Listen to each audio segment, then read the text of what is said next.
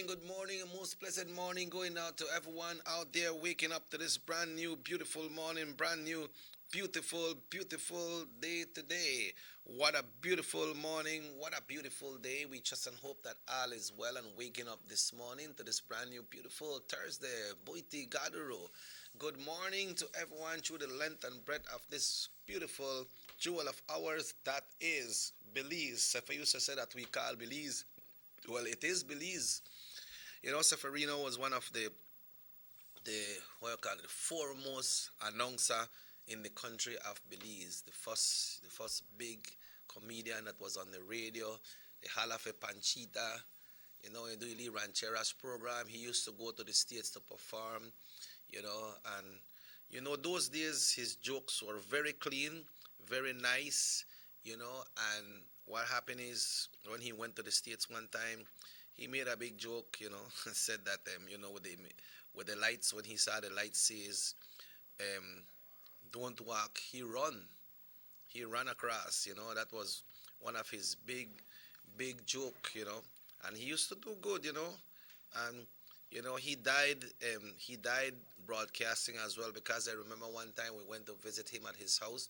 He was in his bed and he had the microphone right here and doing his broadcast, sounding so nice. Everything sounds well, So these are great people that has passed by, and apart from Seferino, there is much more as well. He was always seen on the radio doing it. No wait till the man dead for telling good. But folks, we will be linking with Delvi this morning, and in our conversation today, we will be having a discussion with Honorable Elodio Aragon right here this morning. He's the Minister of Police as well, and we'll be asking him about some of the questions that is going on in the country of Belize. We know that, meantime I talk, I'm trying to link up with Delvi.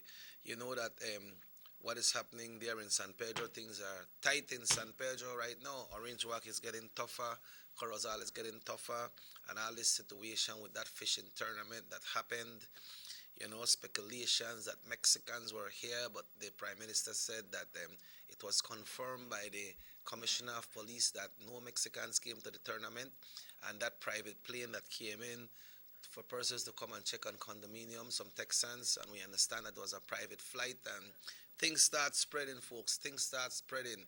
But let's link with Delvi this morning. Hello, good morning, Delvi. Good morning, Mr. Checky. Good morning to everyone listening. Good morning, good morning, good morning. You good? Well, it's another blessed and beautiful day despite the circumstances. I'm doing all right. How about you? Yeah, well, thank God I'm doing fine. I believe I'm okay, because sometimes when you go to the doctor, they say, man, if you call yesterday, I could have been take care of you, but you come too late. Well, when the doctor they can't heal, the man up there could heal. So let's keep our faith and our trust in him. Yeah, that is right. Well, let's just give thanks this morning then. Yes. So I'd just like to share a verse for the morning, and then I'll go into the prayer. Okay, sure. Certainly. It's from Proverbs, Proverbs chapter 9, verse 10, and it says, the fear of the Lord is the beginning of wisdom, and the knowledge of the Holy One is understanding. Almighty and Heavenly Father, Lord, this morning I just give you thanks once again for another day. Thank you for blessing us with the breath and the gift of life. Thank you for preserving and keeping us, oh God, that though plagues and viruses may be coming in all direction, Lord, and all around the world, I pray, oh God, in your mercy, that you cover us with your blood, our families, cover our acquaintances, pray that you fill your people with wisdom, oh God. Fill us with wisdom, Lord, to understand in the spiritual, in the natural, and whatever we do, there are consequences for it. So this morning, I just pray, oh God, for just your divine intervention as I pray for the nation of Belize. Oh God, I just pray that your healing hand may be upon us. Fill your people with wisdom. Fill us, oh God, with just a right mind, a right heart, a right spirit, oh Lord, that we may be able to overcome. So I just pray a special blessing upon every person who may be listening. In Jesus' mighty name I pray. Amen. Amen and amen. And thank you so much for that great strong prayer this morning as we give thanks. And it's Thursday, so Yes. let's go right into the poem for today because we have poem for today, right? Yes, yes, and Okay. I'm ready with one. Well, let's do it. All right, this one I have is entitled "He Is Who He Is." He is who he is. Okay. Yes, it's hard to explain exactly where he came from or how he is who he is. There are no boxes to tick off in getting to know him. It's no big quiz. It's quite inexplicable from the human eye how he spoke all things into being, that all things which cannot be seen came from only what he has seen. Many tried to confine him and put him in a box. He's then drawn out only when it comes around to pay the rent, to pay tax. He's sometimes perceived as a great magician. The healing must come now, and if it doesn't, he's merely fiction. At times, he's seen as merely a bridge to hearing another one confess. Power and position as the truth of his spirit is placed aside and then takes over the flesh. A quick way to make a dollar by plugging in his name, and the rest is history after fame is gained. But he is who he is, and beside him there is none. For God is not mocked. Whatsoever a man plants, that's the reward won. He is the Alpha and the Omega, the beginning and the end. And every knee shall bow, and every tongue will confess that Jesus is Lord when the skies crack open. Now, there's no way to get to know him, to know all of him in one shot, but even so, let it be done in truth, for he is who still sends the rain, and every tree will be known in truth. He is who he is. And the healing must come now. Well, that's in our perspective. We want the healing now, but only the good Lord knows for how long. Mr. Check it is this pandemic will be upon. But for whatsoever time that it takes, it's just for us as every individual to now more than ever exercise wisdom. Yeah, well, we have heard. Because we know that there is. Yeah, we have heard about the cases rising here in the north, Corozal and Orange Walk. And all these cases that are rising are of the persons that are going and coming back through the illegal points of entry. Those are so the ones that were calling border jumpers, no, and contrabandistas. But have people out there who buy things for them people too, man. And people buy things for them. If you're not a business person and you bring certain things and they sell, then you stop bring it.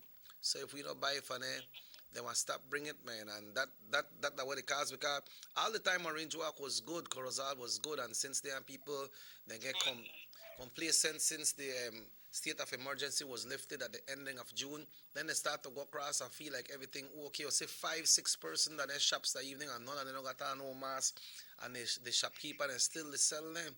People feel like this thing gone, They are taking this thing lightly, and it's not so.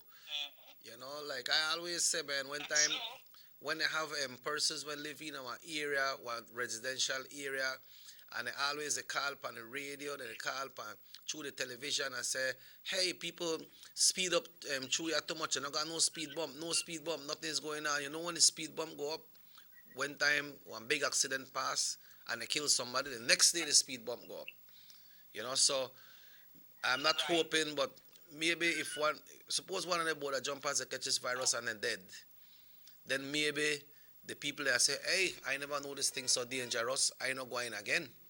You understand? And then we hope that you don't have to reach that point, man. But Belizean people make we stop buying things from them people, man. I come by the market this morning. Well, I don't know if the market open, but then they got some people who got the leave vehicle on the area. You could have see how the items and they come in, how the products and they come in, and then people are still buying it, and then we go and buy it from them people because we feel like some of the people they sell out they sell in a leave vehicle. We feel like then are farmers as well, but they got people who they bring their supplies to there, and then people on the cater, they make their money, and who gets sick, You see, and the thing is, Mr. Checky, why still so many people buy? We need to eat, and that's the sad reality of stuff. People like the locals, we got at the market fair, stretch a lead that land thing. Yeah. But then now we, exercising wisdom, we have to exercise wisdom because I don't believe we have to wait for people start drop like fly to make people decide and say, no, make I stay home if I don't really have to come out. Yeah. We have to start to scrape out with pot, man. Mama used to scrape out with pot for a rice bun. So you have to make sure you eat everything when you cook. And I say, well, I eat this afternoon, so I don't want this evening. Yes, we have to. I know I say have to because, it's not a dictatorship. But I am indeed, I am a Belizean, I have a family and, none of us are perfect. Yeah. But that the message be clear that now more than ever, we need to exercise wisdom, and wisdom only comes from God. Because if you see you try your best to take care of yourself, and then, people still jump the border. Yeah. You I have to get that rice bun for the bottom of my pot, scrape out the pot, right? Like one time when I grew up, I saw like Albert, he always wanted a rice bun, so he don't wait until my mother don't take out all the food and he scrape the pot. When that pot done, hard for wash, because Albert clean out good. But right now, if we eat something this morning, mom, you don't want this afternoon again, because we just eat this morning. Or if you cook it this afternoon, I say, I'll save up some of the beans or something, and maybe cook it with a little egg. Me don't want beans again, because we don't eat beans this afternoon. So we have to go buy a lot of things. So we have to try to do with what we got, right? We have to try to do with what we have, yes. Yeah. But once again, thanks very much, Delve, and we want to wish you the best, you and the family, and keep safe, Yes. All the same to you, Mr. Check, All keep right. safe and Thank you so much. And folks, it has been announced that schools will not be opening. We'll be talking to the minister about that as well. And the airport will not be opening again on the 15th. All flights are not ready anyway. All flights are not really ready, so the airport will not be opening. But folks, also, as we're here this morning, let's check in with the Belize Met Service, make us so you look like us. We had a lot of rain. We had some nice rain last night and yesterday evening as well. It come on very, very, very, very, very strong. So let me just get this report here. I want to say kudos to the persons who are selling food out there, People who sell food, and I say, then they wash their hands and they have the measures there. When people go there and tell them, hey, see the bucket there, wash your hand, So we have to take care of ourselves, man. The general situation for today, August 6. Good morning, August. We are here in August. The general situation, moist and unstable conditions prevailed as a tropical wave crosses the country. The 24-hour forecast, cloudless skies with some showers and a few thunderstorms over most areas today, then decreasing with a few more over southern and south coastal areas tonight. The winds are blowing east to southeast at 10 to 20 knots. It's gusty, and the sea state is moderate. We expect wave heights from 4 to 7 feet, folks, from 4 to 7. So be careful when you go out there and leak cranky dory and so. That the wave could turn you over. So make we be very, very cautious.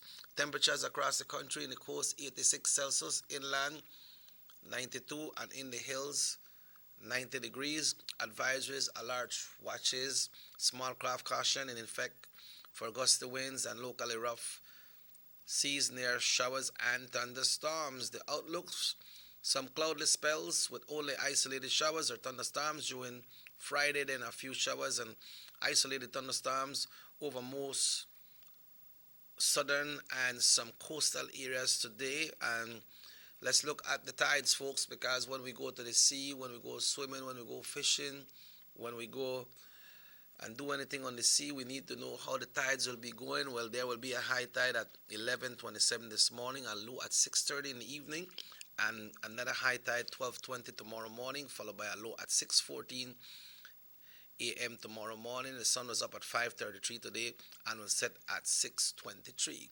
That is your general weather forecast brought to you by the Belize Met Service and certainly by your Nordic Television Channel 10. Robert Checker Usher will be back, and when we come back, we'll have Minister Aragon on the show right here today. It's Thursday. We want to wish you all the best. We'll be back after these messages right here on Nordic Television Channel 10.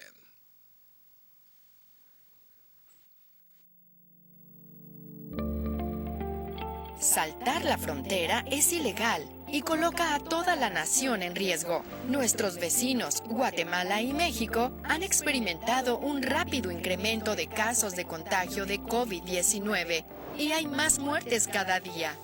Personas entrando a Belice ilegalmente, viniendo de esos países con múltiples casos, no les están haciendo las pruebas de COVID-19. Es por eso que es importante reportar a cualquiera que entre ilegalmente a Belice llamando a nuestras líneas directas. Para Smart, marque 0800 586 7377 0800 267 3377 y para Digi marque 0800 728 3293.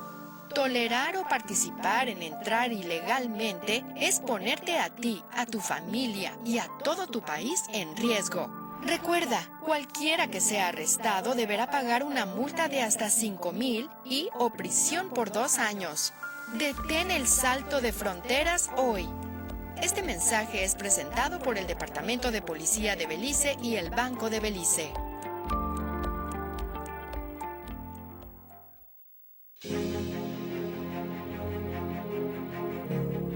Since 2014, Honorable Eludio Aragon has been quietly and consistently assisting deserving residents of Orange Walk East through a pantry program that he put together using personal resources and also with the support of generous business persons. It started with the distribution of 100 packages per month and has now doubled to 200 packages per month.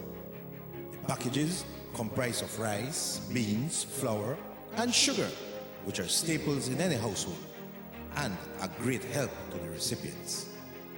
During the state of emergency in the month of April, Honorable Aragon also prepared and delivered 3,000 food hampers to residents of Orange Walk East.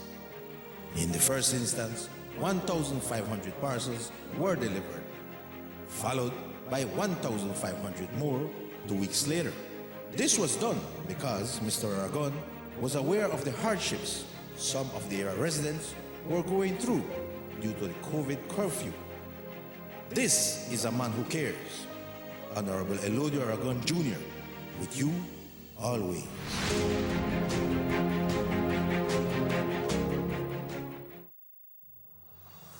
The San Ignacio-Santa Elena Bypass Project is now complete. The transformation began in 2012, and now residents of the Twin Towns and visitors alike are enjoying the end result. Works include the full pavement of Lamalus Boulevard, along with 2 miles of sidewalks and drainage, LED lighting, and a roundabout at the entrance of Santa Elena.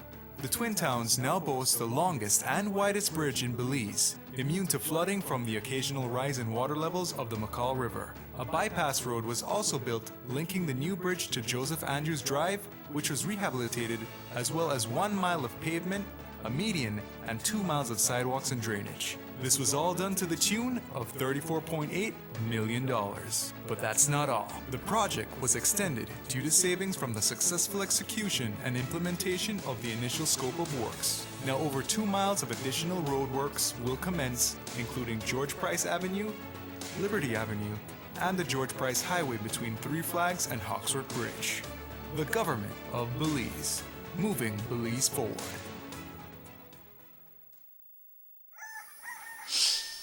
Boy, I'm late again.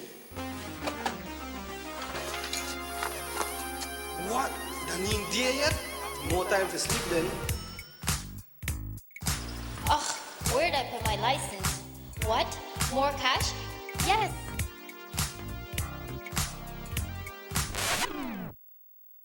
Oh my god, that's a huge slice. More for me. Money.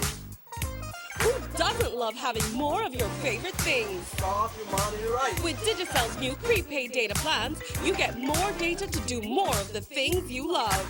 That's more chats, more snaps, more surfing, more videos, more everything. So go ahead, live your best life with Digi. Whatever that may be.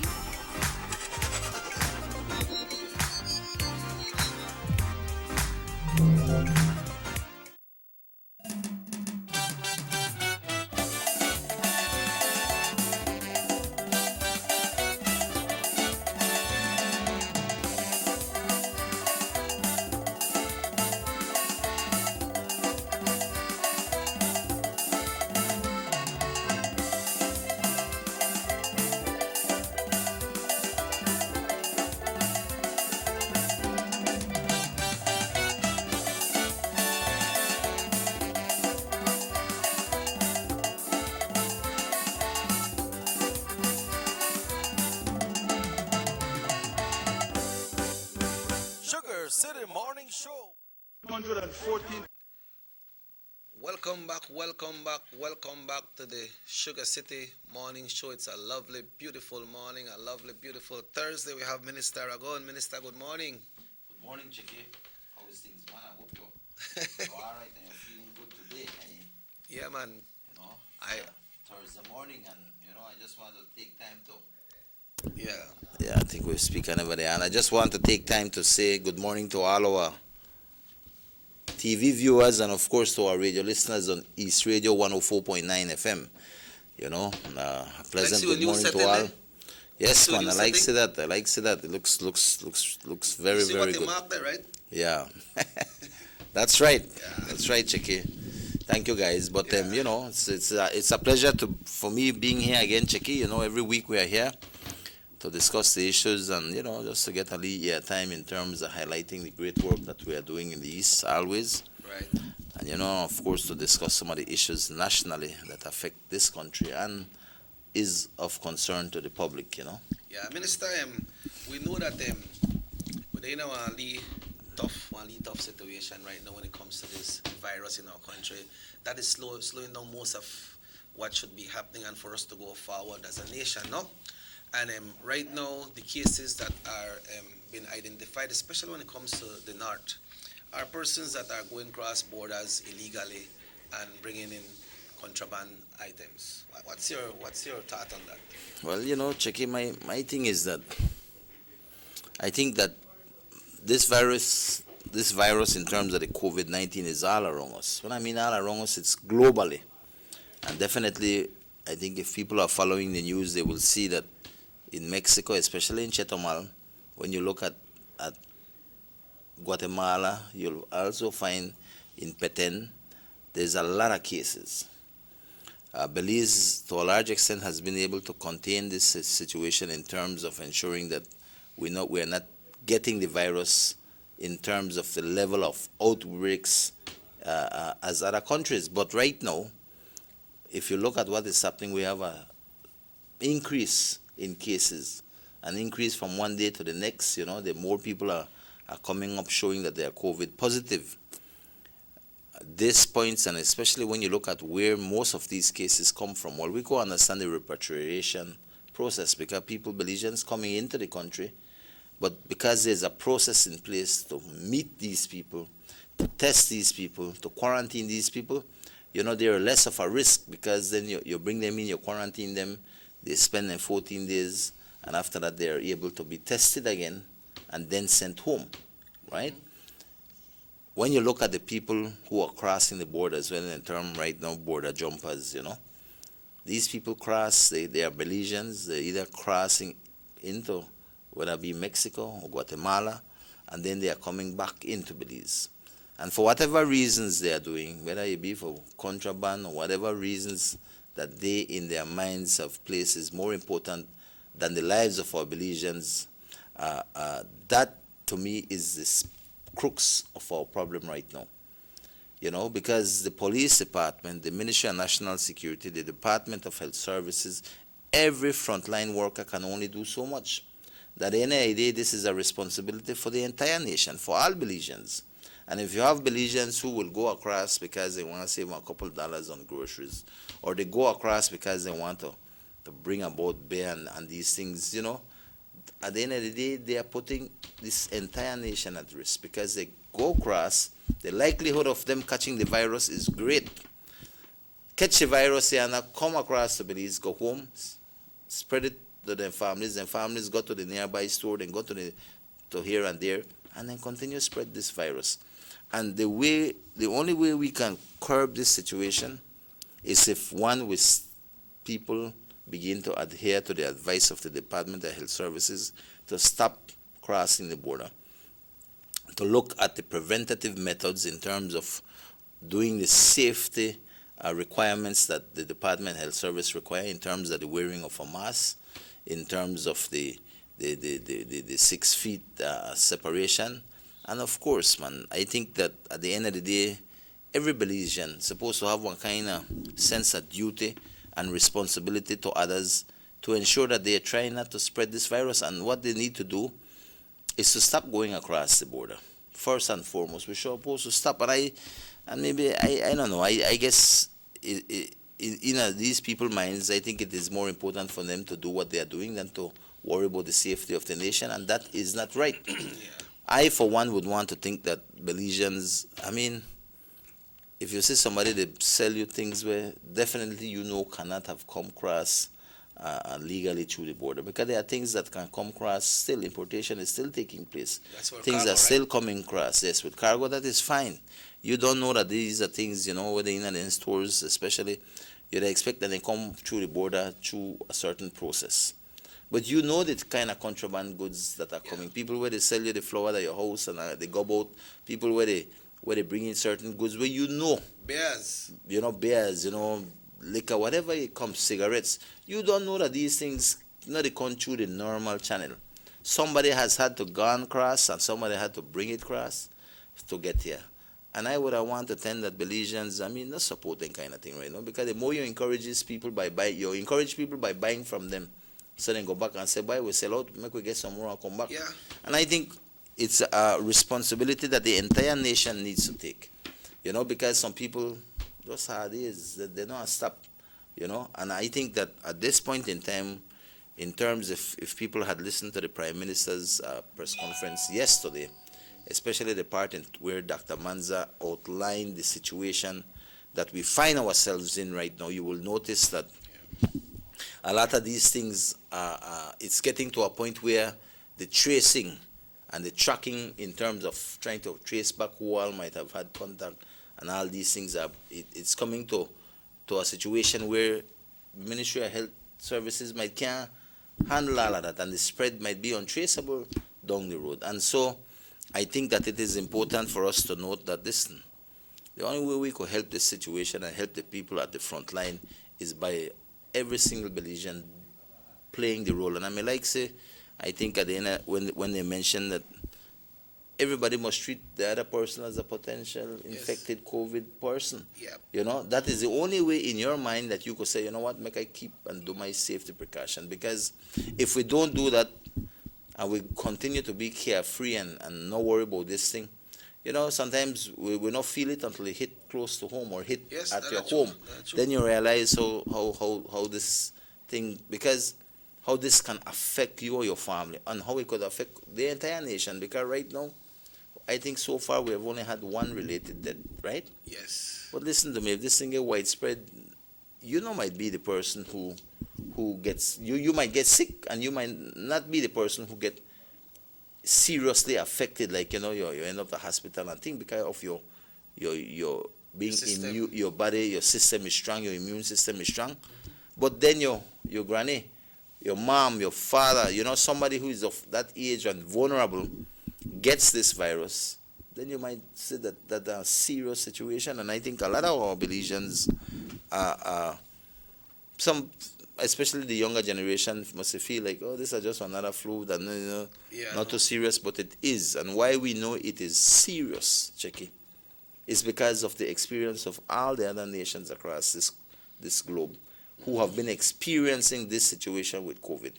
And they have recorded deaths in the thousands, in the hundreds, So we, as a small nation, must understand we're not ready for deal with them kind of situations, because our healthcare system is not up to that kind of standard where you could go and say, get so much ventilators and all of these things. And even though I know government has been working to try to prepare as best as possible the health services or the health centers across this nation, listen, when these things start pop up fast like this, and then you start to see people get sick and have to be taken to hospital, that is where you're going to realize how serious this problem is. And right now, I think the government has been doing a good job, the Department of Health Services and all those frontline workers, in doing their best to try to keep this out of this country.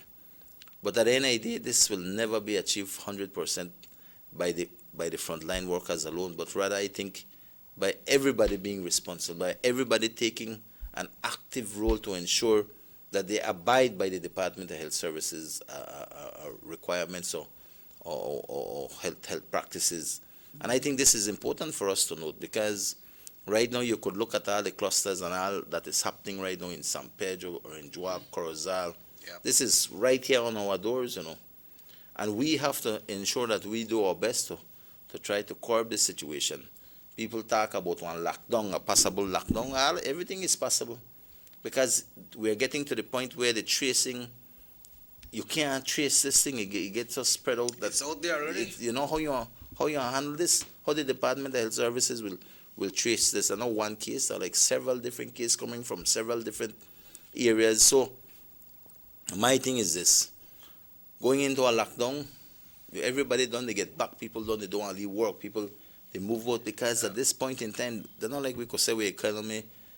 We're not that way up there right now because of the effect that COVID has done to this country right now. And I feel right now a lockdown will continue to hurt this country further, hurt a lot of people because imagine the guys who are doing construction right now. And I could tell you because if the Louisiana government school is building right now, you go there and you see how much people they work. I mean, then guys take home and pay every week. What happened right now, if we go up on lockdown, then guys can't work. Yeah, some people feel, Minister, when they said on lockdown, they feel like, okay, we can't go to Belize, people can't go to Orange Walk, but we could still stay and work. Yeah. That is not so, right? If they lock it down, that means we're going back to one state of emergency in terms of the curfew and thing. Because that has to be implemented so that you could have one lockdown. But it will affect a lot of people. A lot of our public servants right now, teachers, people who are working with government. I mean, government has made that commitment that, listen, we will continue paying our salaries, we will do everything for ensure we don't fire nobody. But man, you might be okay if you're a public servant and getting that funds, but there's a lot of people out there across this country. And especially if you look at Orange Walk, a lot of people who are not public servants, they rely on the activities of an ordinary day in terms of being able to go work for mix cement or go work the factory or other places. And if certain, exactly. So this thing could have serious effects on the government. Serious financial implications come with these things too. When we go up on lockdown, right now government has just started the second phase of the COVID relief program, right? People, they apply over, and I think we could discuss that further today. Yeah. But I'm saying, government is trying to help, but even that money, make we be real. That we're 150 every 2 weeks, check it? Yeah. Or we're $100 every 2 weeks. People need to fend for themselves, and the way you fend for yourself is by working. And if we go into these lockdowns, a lot of people won't be working, a lot of businesses are closed, and if they close, the person where they helped at the store might be sent home, in the private sector. So that happened the last time. Of course it happened, and I don't want to see it happen again, But it is a serious situation, and people must understand that the only way we could deal with this situation, if we as a nation, as a people come and say, you know what, I don't support no contraband goods going here, because, I mean, if I buy because I want a case that was a case, or I want this and that, and I buy that, I am contributing and supporting that to continue, right? Yeah. And of course, the commissioner was here in Orange Walk yesterday. I couldn't have been with him because I was tied up trying to deal with other matters, but the situation on those borders, on the border points, we have a lot of porous areas. I've been out there, so I could tell you. True. They're not an easy job for the Ministry of National Security personnel to manage. But man, then the older commissioner has gone out there to show the public that he's aware, and he's trying to double up on putting more personnel on the ground, getting more resources in terms of vehicles, being able to try to come up with their own strategies to try to fend the situation of people going across the border and coming over back. Yeah, the airport was supposed to open on the 15th of August, and school was supposed to open. I believe the decision came out from cabinet, from the government of Belize. Were you in full agreement of that, Minister, to not to open school right now on the airport? The truth of the matter, when it comes to education, it is very important. We're trying to get back to our kids for them to go to school, etc. Because when we look at it, let's be real. The kids have nearly been going out, for more than half a year now, out of school. True. Big disruption. Mm-hmm. But of course, we have to be understanding the situation. And like we have always said, and I've always said it, is that things can change from here in a matter of minutes, a matter of days. Things can change based on what has happened. And the same thing we have spoken here in the past. That is the same thing when it happen. Just like the airport is not going to open. Why the same situation that has come about has brought that. Yes, we as a government must set certain dates, because why? Setting date for the airlines to come, etc. You have to set one date. You can't do something where you could just get up and say, I'll open tomorrow, I'll go and open the shop. No, because that entails one big major operation in terms of organization, mobilization on the part of the airlines. Travelers have to book, so that's not an easy thing. So you have to have a plan. And our plan was to open on the 15th for the airport. But that right now at this point, how will we open when we have all of these things taking place? So that is now basically put off. But that has affected a lot of things. That have a ripple effect in the industry, in terms of the airlines, in terms of people who had booked. People tell me, I don't know if it's true, but they tell me that if for the first 2 weeks of airlines coming to Belize, they may full and plane be full of people coming back. Don't book for come home. There were Belizeans as The well. lot of Belizeans, you understand me? So they can't come now, Checky. So, one, that has transpired. Two, schools not open either. How will the school open now? We have always said, listen, we have to set one date and we have to look at it. So, but things have not shown that it is the right decision to open the school. So the cabinet and Prime Minister have said, listen, we can't open the school in this time. So we have made the decision, listen, we'll put that after until further notice. But the reality of this thing is that the government is trying to be as responsible as possible, is dealing with this matter as delicate as it is. We are trying to do the most wisest decisions on these things. You know, like they're not because we want everybody to go to school. We know the importance of school, but we have to. Listen to me. Somehow we have to start. We have to start with certain things, and we have to have plans. And if these plans, we notice that they don't work because of certain things that are developing, then we have to make the decision. And BNTU, have also, they have been doing their surveys. As far as I know, they've been asking teachers what they think, etc., which I think is a good thing. But at the end of the day, no, I think the decision is unanimous, and I think a lot of families across this country are in support that, listen, we can't open the school at this point. We got some text here, Minister. He said, good morning, Minister, about the border jumpers, contraband are careless, but part of responsibilities drop on people at the border entries. See them and do not report them. Some people report them, but that is one. But make I just read this next one before you respond to that one there, and let's see. Okay, let me see. Yeah, this is the same one. Let me try to go back to the first one that came in. Okay, when we get that one, Minister, we will read that one, but it's 13 away from 8, and I know you want to talk about the government unemployment relief fund. So we'll take a break, and when we come back, we'll touch on that. Sure, man. That's right, folks. So Minister Aragon and Robert Checky Usher right here live today on North Television Channel 10, and our audio are streaming live on East Radio and East Facebook as well, too, no? That's right. All right, so the persons that are listening to the East Radio, the number to call is 302-2170. If you'd like to send your text message, you can send it at 600-5769. So we will be back after these messages right here on North Television Channel 10. 6 cylinders to pure potential and better performance. It looks like it vibrates. You think it could be the horsepower? With a quart of oil and the calibration of the injectors, it will start to get the watchers again on the street. We take a motor to its optimal level. We speak machine, rush runs, making the world function. Authorized agent, German Vega & Sons. Telephone number 322-3625. Email germanvega@btl.net. Our economy benefits when goods and mobile services get to their destination quickly.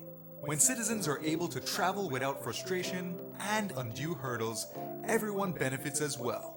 The government of Belize is happy to announce the imminent upgrades to the Carzal-Sartaneja Road. 27 miles of road will be upgraded to paved standards and will include the replacement of 2 ferries with new bridges. Why is it that we're going to invest in Sartaneja?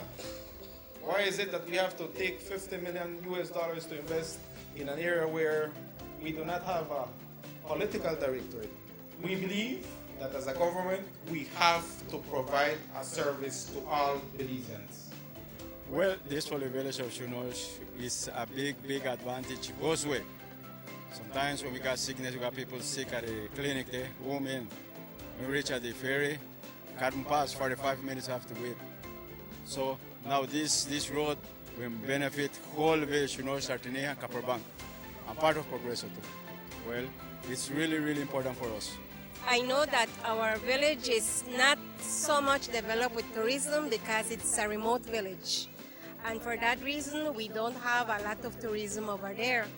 But now with this upgrading of the road and the pavement of the road, I believe and I think that it will be much, much beneficial for us and for everybody. More for Belizeans, more for Belize, the government of Belize, moving Belize forward.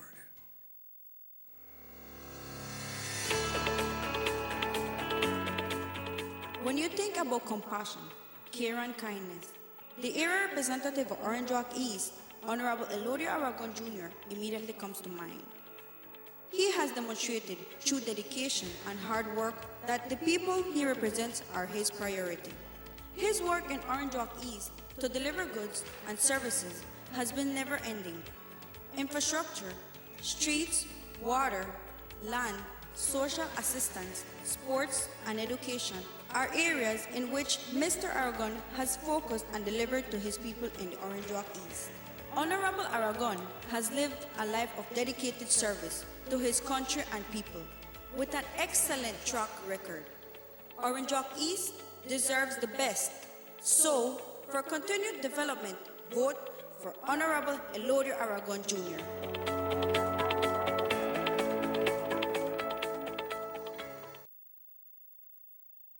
You have an 8-cylinder powerful engine disguised as an aluminum alloy that spins at 8,000 revolutions per minute. Goes like this. You think it's a turbo?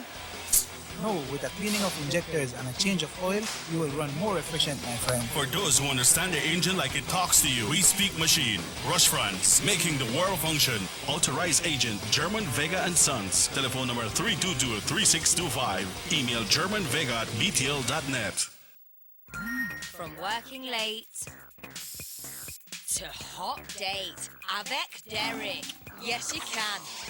Looking half decent at early morning Pilates. Yes, you can. When you've totally forgotten your BFF's birthday. Yeah, you can. Looking surprisingly good in last night's clothes. Even unscheduled media appearances. Batiste Dry Shampoo. Yes, you can. Distributed by Vegas Imports.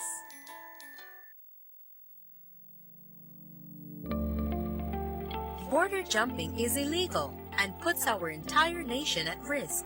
Our neighbors, Guatemala and Mexico, are experiencing rapidly increasing numbers of COVID-19 cases, and there are more deaths every day. Persons entering Belize illegally from these hotspot countries are not being tested for COVID-19. That's why it is important to report anyone entering Belize illegally by calling our hotlines. Smart users call 0800-JUMPERS or 0800-BORDERS. For Digi, call 0800-SAVE-BZE. Condoning or engaging in border jumping is putting yourself, your family, and the entire country at risk. Remember, anyone caught will be fined up to $5,000 and or imprisoned for 2 years. Stop border jumping now. This message is brought to you by the Belize Police Department and the Belize Bank. Notice the residents of rural communities in Orange Walk and Corozal districts. If you value your health and your children's health, you will dispose of your garbage only at approved sites. The disposal of garbage at any other location is illegal, and if caught, you can be fined up to $5,000. If you don't get caught, you can still suffer health impacts caused by these illegal sites, because illegal dump sites harbor pests such as rodents, possums, and mosquitoes that carry diseases. These can transmit those diseases to you and your children. In addition, the garbage you throw away illegally can contaminate water bodies near your community, the same water bodies you might use for recreation or other purposes. Only with your help can the Department of Environment ensure that Belize's development is safe for present and future generations. You can also contact your local village councils or Belize Solid Waste Management Authority for more information. The Department of Environment thanks you for your help.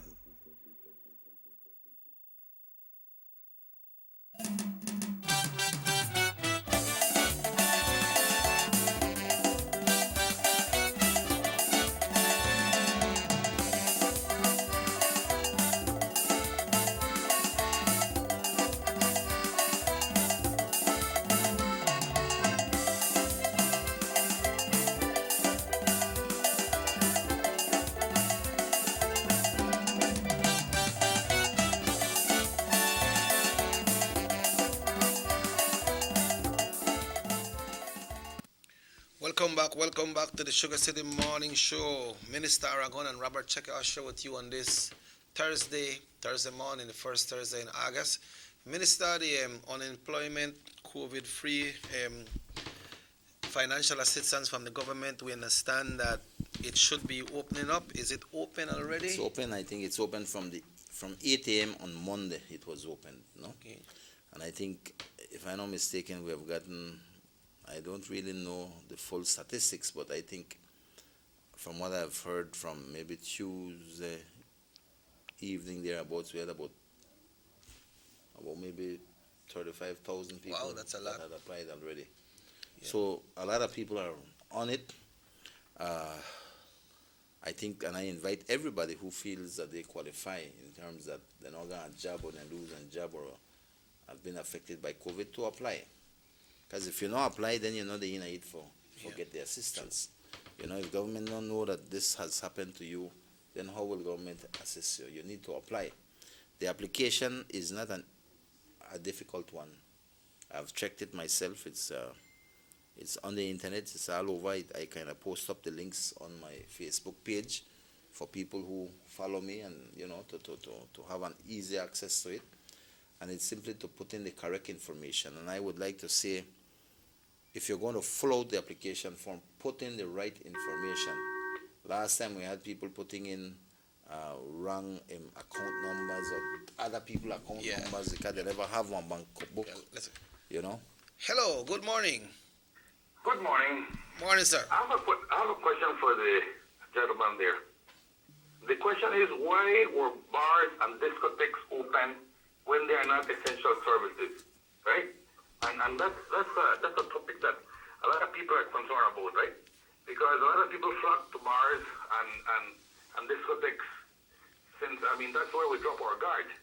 I think if we have kept this bar and this nightclubs closed, it would be a more controlled situation. Another pointer, I mentioned it before, sorry, and I mentioned it again. The contraband people are not the poor people. Contraband people are influential people, are people with money.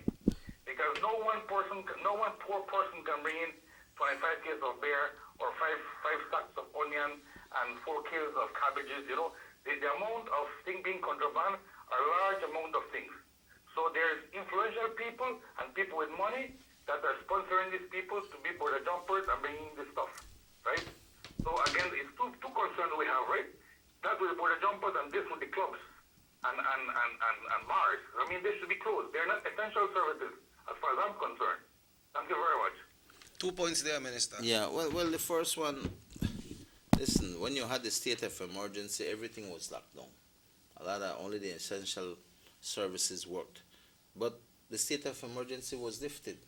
And when you look at the discos and nightclubs and any maybe areas like that, they were allowed to open. But when you look at what is happening right now, it could be real. The spread of this COVID I don't know if it comes from the discos and that. There's no empirical proof that is the case. And I never said that because I want to see discos open and that. I mean, right now, these places might be shut down because of what is happening right now. Maybe these might be the first step again for start. But when you look at things, where was the biggest spread we had? The one fishing tournament in San Pedro was not to do nothing with nightclubs, etc.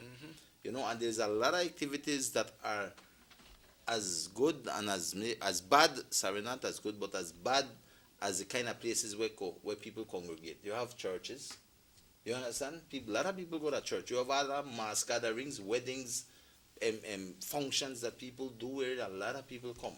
So to me, we can't just say, oh, that the disco nightclubs. Listen, that of course, everything we could find can contribute to the spreading. I think a lot that has to be done, and I am sure that the government will be looking at these things right now.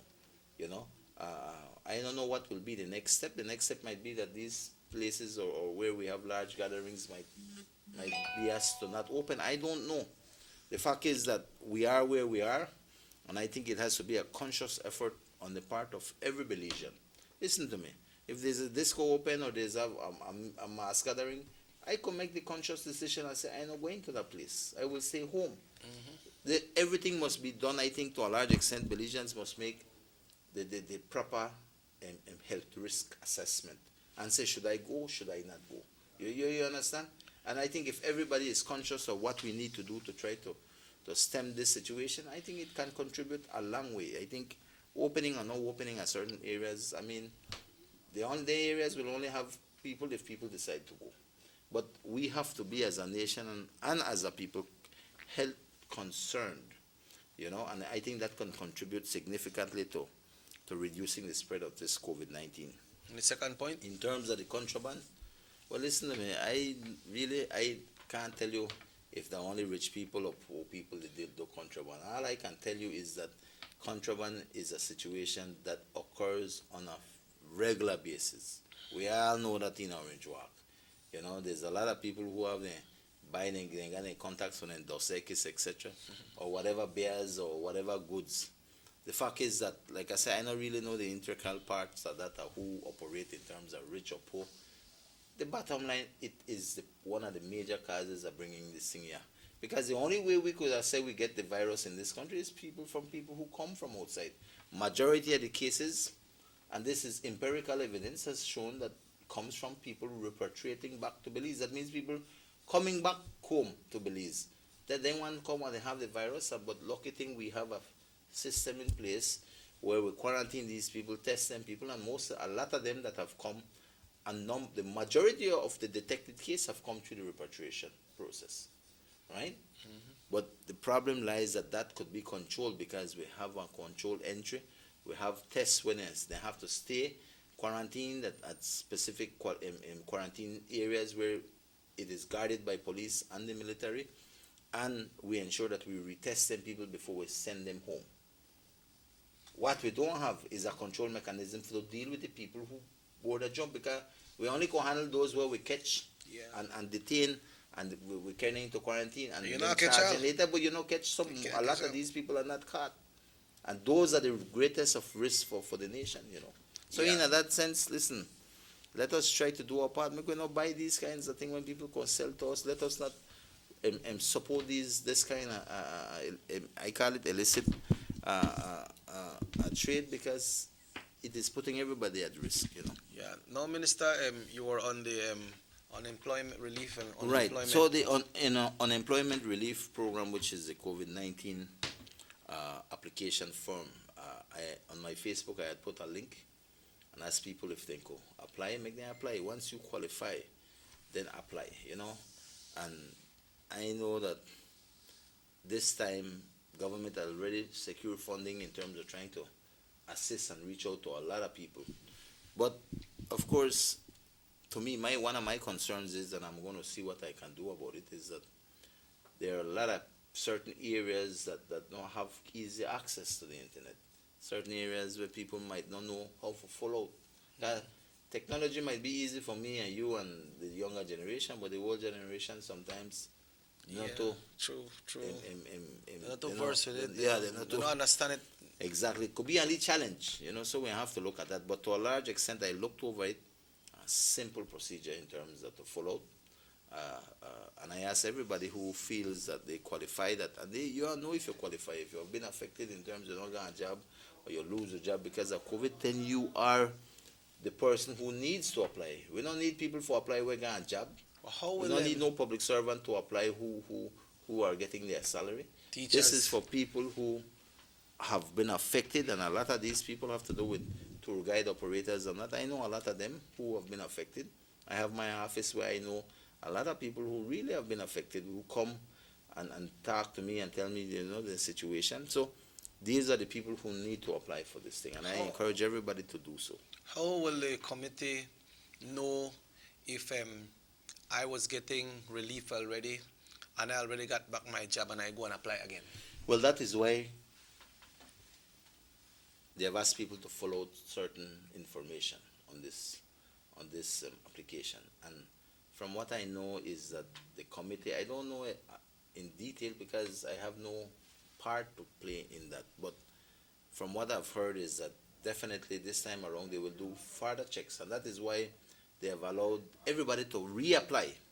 So they don't carry on there, because some people, since they have lifted the state of emergency, some people are able to get a job, go back to work, etc. So why do we continue to give these people? So we have asked let people reapply, because some people where they work now no need for reapply, because then they get their money now. Yeah, the purpose for it is Then for they work persons that are not for employed. assist people, and those who need it, I ask, listen, apply, because then you are the candidate for this, and this will bring about a little relief for you. And I do think and encourage everybody to apply, and those who don't need it because then they work already, and that then they don't need to apply for this thing. You know, this is to assist those who are less fortunate. You know, people who have lost their jobs, people who really have it tough in terms because of COVID. Okay, so how can one access your Facebook page to go on? They're right on Facebook. Just type in my name, Elodio Aragon Jr., and you're going to see the Facebook there. And we have the links there. The links is all over the place. I think all over Facebook, all about the place. So people can access these things there easily. Hello, good morning. Hello. Seems like I knocked the call up. Minister, but maybe it's too early to call, but we're talking about this social distancing and mass gathering. Do you believe this will have an effect on the Aragon's Christmas Cup? Because that competition is a big gathering. Yeah, a big operation. Like I said, we are monitoring it, and definitely, you know, the Aragon's Christmas Cup, I've done it for maybe the last 6 years. Definitely we want to do it this year. I am hopeful that things permit it. If it don't permit, then it don't happen. But we'll do everything possible to try to get it going. But like I said, it's dependent on what is happening. And apart from that, Checky, there's a lot of little things that we usually organize in terms of sports and that. And so we have to look and monitor the situation. Let me see if this person is trying to reach us, Minister. Because this person having... Hello, good morning. Hello. Yes, good morning. Morning, Checky. Yes. What to know? Wow, pantry program. We are done or will continue or what? Okay, right now the minister will answer that. They want to know if the pantry program has finished or it will continue. That pantry program will continue. I am sure it will, because just last Friday, if I'm not mistaken, we were at the House of Representatives, right? Or the Friday before? Right, last Friday. Last Friday, right? We were at the House of Representatives, and the primary focus and purpose of us going to that House meeting was to approve the loan motion for $10 million, right? And that $10 million was for specifically for the use to go directly to the food pantry program in terms of assisting this program to continue. And that is different from the unemployment relief? That is different than the unemployment So that relief. is exclusively for the pantry? For the pantry. And has that been approved? Well, that has been, the loan motion has gone through all its stages, and therefore it is only a matter now for the implementation with the Human Development Office. How they will do that, I know that I'm not sure, I would want to think that they will again allow people to apply for that. Right now, I know as of Monday, the new COVID relief for the financial assistance has opened. So people, they apply. I guess the committee that they have to overlook at all these applications has started, but the pantry program will also kick down. That will be an application by itself, no? Yes, I believe so. No, I really don't got all the details, but we will have that very soon. Hello, good morning. Morning, Checky. Morning, Minister. Good morning, sir. Good morning. This none to do with the unemployment benefit. Just a quick question. I was talking to some cane farmers, and they told me that they were annoyed with Dean Barrow because I said Dean Barrow allowed the Cane Farmers Association to have more than one association. And I am wondering if that is true, because if the Barrow did that, that's not good. Could the minister explain something about that?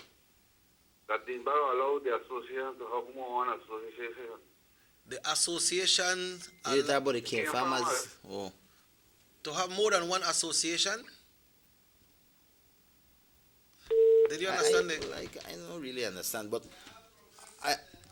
I think what he's talking about is that right now, I think way back in the past there was one cane farmer association. Then you have That different, BSCFA, right? yeah. Then we got a progressive. Yeah, I guess it's split up and you know. Corozal has its own as well, too, no? Right. Well, the whole fact about that is that we have to be real in terms of what has transpired there, and I think those discussions, I think definitely could be have in terms of people to understand.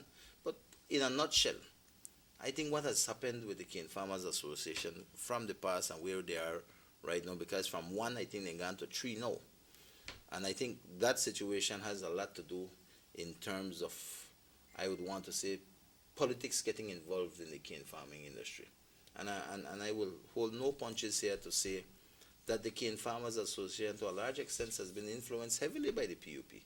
And these are the kind of things that end up when you put politics where you shouldn't go, you end up that they create certain situations. And any day, I believe that you had the branch offs at that one association into others, you know. And I could be wrong. I could be totally wrong on this, because a lot of these things, it's not my forte. It is not, I might not have a full understanding, but I do feel that politics has had to play with that.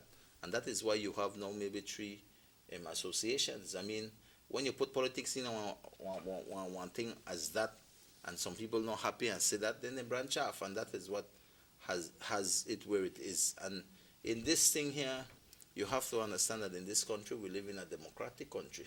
If Cheke Wika want youth group, and after a while I'm not happy with that, and I decide I'm going to open my own youth group, I mean, to a large extent, that's something where you could just say, well, you can't do that. It's like unions. So there's a lot of things. No? Yes, different unions and that. But at the end of the day, I think if all the associations are looking after what is in the best interest of the Cane Farm Association or the cane farmers across this country, I would want to think that they should all be on the same page in terms of looking at these priorities. Hello, good morning.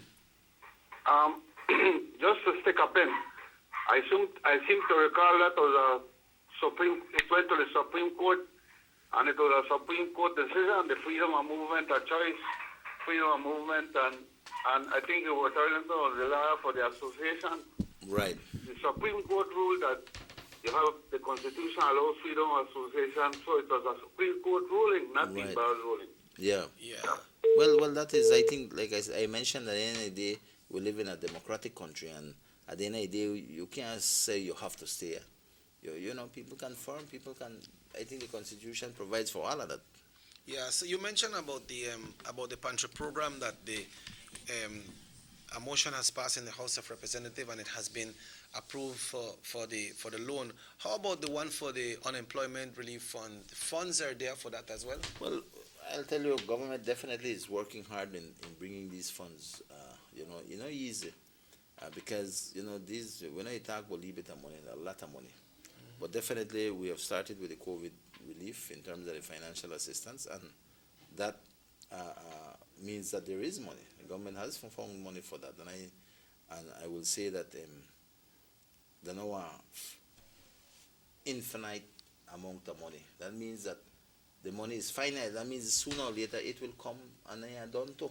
Yeah. Just like the food pantry, we had to go into the house to borrow basically it's borrowed money that is there in terms of going into this program. So,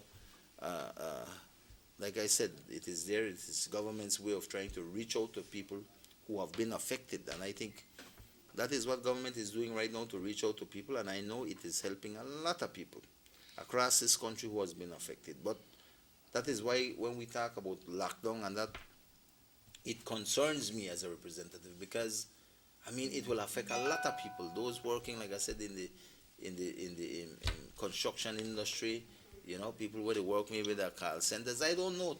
It has far-reaching implications, and definitely I wouldn't want us to go there. And that is why it is important for everybody to do their part in the prevention of the spread of this COVID-19. Yeah, this text that came in here, Minister, I don't feel like this is something that you can handle. But good morning, Mr. Aragon. I have applied, but they told me my name is in the system and I don't receive a text. I'm not working. How can I do it? Thanks. Because they have a person apply and say your number, your social security number, or something that are already in the system and things like that. And they have some that say your application has been received, and then you will be getting a next text after revision of your application. You don't really know how the I application don't work really when it know, comes but like there's that, a process. There have to be a process. Not everybody will apply will automatically get. They, from and as far as I think that is happening, is that of course people will have to. The committee that is there will have to make checks, Not because check here, apply and take your word and say, all right, we have to check. We have to say, call your employer to find out if you work or not. Work on that because it could be real. A lot of people now figure, well, that 150 extra I could make if they approve me. So that is why we are saying this is for people who are in need and qualify for this program.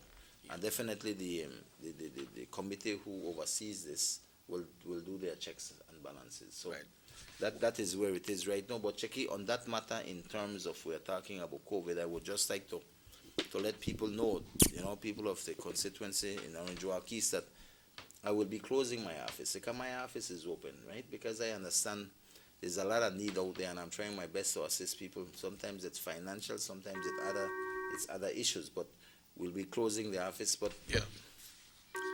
hello, good morning, muy buenos días. Morning, Minister. Morning from the secretary. Morning. I was one can congratulate the minister, no? Mr. Aragon. But please don't forget him, man. That temporary thing, we need to vote, man. Please. Thank you very much. No problem, my brother. I think we have a next call coming in, Minister. We have a next call coming in. Hello, good morning, Sugar City Morning Show. Good morning, Minister. Good morning, Saki. Please lower the volume of your television or your radio, sir. I just want to tell the Belizean people that we should happy that we have a united Democratic Party government in power to assist people with food pantry and the relief funds. Because if the People's United Party government, remember John Briseno have said that to tell Mr. Julian Chell that the People's United Party are corrupt and they have thieved the Belizean people. Right? Yes, yeah. We'll listen to your caller. Yeah, okay. That John Briseno have said to Julian Chell that the People's United Party is corrupt and thief. And there was no money in 2008. No money in the country to assist anybody because the people have already stole the money. That is one I am talking about. Secondly, I always am asking that the forensic audit was done on the Orange Walk Town Council because the current mayor owns a mansion, a big mansion. Went to UB and the salary that a mayor is getting cannot pay for a big mansion and cannot pay for a UB university. So we need to do a forensic audit on the mayor and the town council. The mayor is corrupt just like the rest of the People's United Party, as I always said on Facebook. All PUP leader is bad for Belize because they are all corrupt. Good morning. Have a good day, sir. Minister, I got but we are doing it when we come back. And this one said, Checky, muy buenos días. ¿Por qué el ministro no explica todo en español? So we'll take a break this morning. We'll take a break, Minister. And folks, thank you all for listening to us on the East Radio and the East Facebook and right here on North Television Channel 10. Minister Aragon and Robert Checky Usher will be back after these messages right here on North Television Channel 10.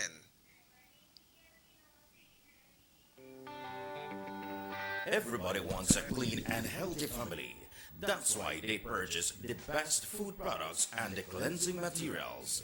This time, we give you a bigger size of La Costeña products like the mouth-watering fried beans and the pasta sauce. And surely for your clean laundry, we have the breathtaking aroma of Ensueño Max Suavitel. Even your visitors will ask what you clean your floors and restrooms with. And you can boast it is the variety of Pinol products and Sultan muriatic acid now in 900 milliliters. And much more for the best prices only at German Vega and Sons Imports. We serve you at number 5 San Antonio Road, Orange Walk Town. You can even call us at 322-3625 or 322-2672. Or you can even send us a fax at 322-2571 or email us at germanvega@btl.net.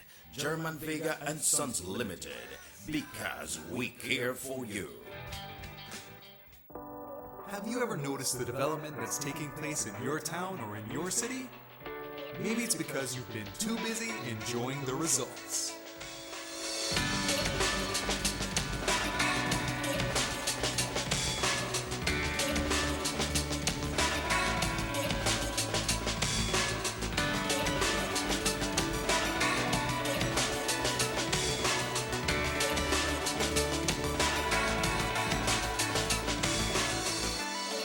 More for Belizeans, more for Belize, the government of Belize, moving Belize forward. Motor 5.0, 4 válvulas por cilindro. Todos quisiéramos una. Como que no agarra, ¿no? Siento como que se le pega el balancín. Vamos a darte el aceite que te mereces. Vas a correr como rayo, preciosa. Los que oímos más allá de las revoluciones, hablamos máquina. Roche-France, poniendo el mundo a funcionar. Agente autorizado German Vega y Sons. Teléfono 322-3625. Roche France.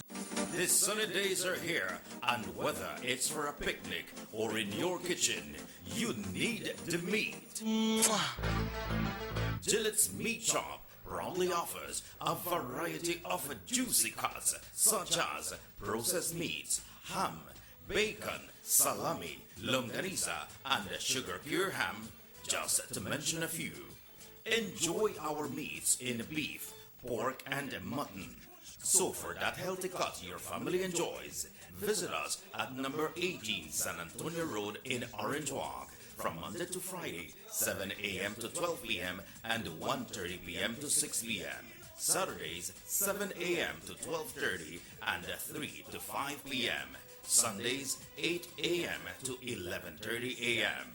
Place your orders at 322-3486 or 322-2175 or even 610-4061. Send us an email at derekgillett31@gmail.com. Gillette's Meat Shop, fresh and processed meats. Ay, qué rico.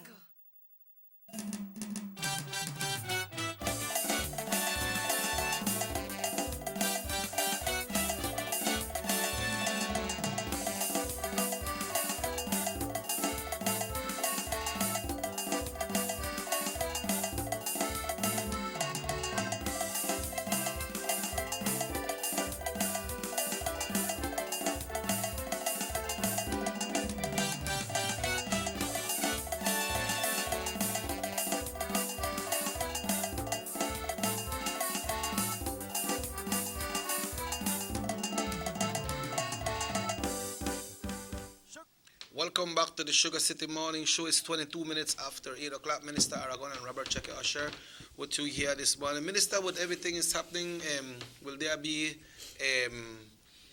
normal operations at the East Office? Well, like I was mentioning, Checky, to you in regards to that, definitely I've been looking at it because I've had my office open for a while now, trying to, to be there for the people of my division.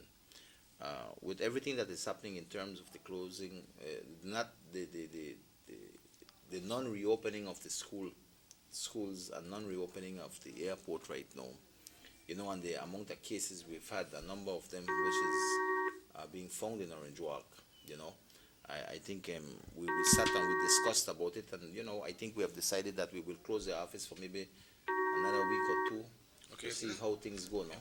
Hello, good morning. Good morning. Good morning, sir. I just want to mention that it is a shame and a disservice by those who should be leading the fight against COVID and not doing it. I think COVID is a serious matter, and everybody who could join in the fight against COVID should do that, in whichever way. The leader of the opposition has refused and declined to do this. That's why he left working with the government. Then we have those border jumpers who go across the border to buy things to sell. That is wrong. Worst, however, are those who buy the contraband and so encourages nonsense to continue.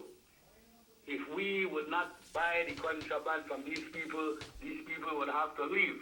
But we encourage them to continue this business that could destroy the whole of our people. So we who buy these things must understand and stop doing those things. So we must assist to stop the border jumpers to continue their illicit business which could affect us. The COVID fight, we must understand that we must fight it, every one of us. We must do all we can to stop the spread of COVID. I also want at the same time to thank all the Belizeans who are doing what they can to assist in the fight against coronavirus right now here in Belize. The doctors, the health workers, the government, those who report on border jumpers, those policemen and women who are doing what they can in whichever way they can to stop all this COVID from spreading in our community. I do understand that there are some people, even policemen, immigration officers, not immigration officers, custom officers, who also encourage this nonsense of having people going across the borders and bringing things and allowing this thing to happen. We must understand that we have the great job of protecting our country and protecting our people. Each one of us who can do a little or who can do a lot, we must do that, because that's the only way we will safeguard our country and our people. We must try to understand, again, that the government is trying to do the right thing, not because the government is thinking of politics, but simply because at this time, we cannot think about politics. At this time, we must think about our country and our people. That is the most important thing for us. And I think that is the way we are to think. We must do what we can to help our people and our country. That is above politics. That is above greed. That is above whatever we have in our minds. We must defend our country and our people. Thank you. Yes, Minister, concerning about the operation of the office. Well, definitely, yeah, we have this next call. Let's entertain the calls. Hello, good morning. Yes, hello. Yeah. Yes, hello, good morning. You're live on the air. On the air, this is... Yes, this is Norte Vision Channel 10. Robert Chakioch, along with Minister Aragon. Yes, yes. Just lower the volume. Just lower the volume of your radio on your television, please. Okay, sure, I'll do that. Hi, good morning. You hearing me better now? Yes. I'm hearing you loud and clear, sir. Okay, hi. I just want to start off by congratulating I don't want to really change off the topic, but I just want to congratulate the minister for all the work that he has been doing in the Orange Walk East Division for the last 4+ years now. I know a lot of time ministers do a lot of work and they haven't really get the opportunity from anybody to congratulate them, and I know he has been doing a lot and have continued to be doing a lot when it comes to sporting facilities. A lot of sporting facilities has been upgraded.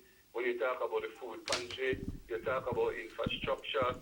You know, we could go on, and I believe that I just want to make an appeal to the people of the Orange Walk East to always, when the election is coming in November, let's look at somebody who has been a proven person. You know, you always look at somebody's track record.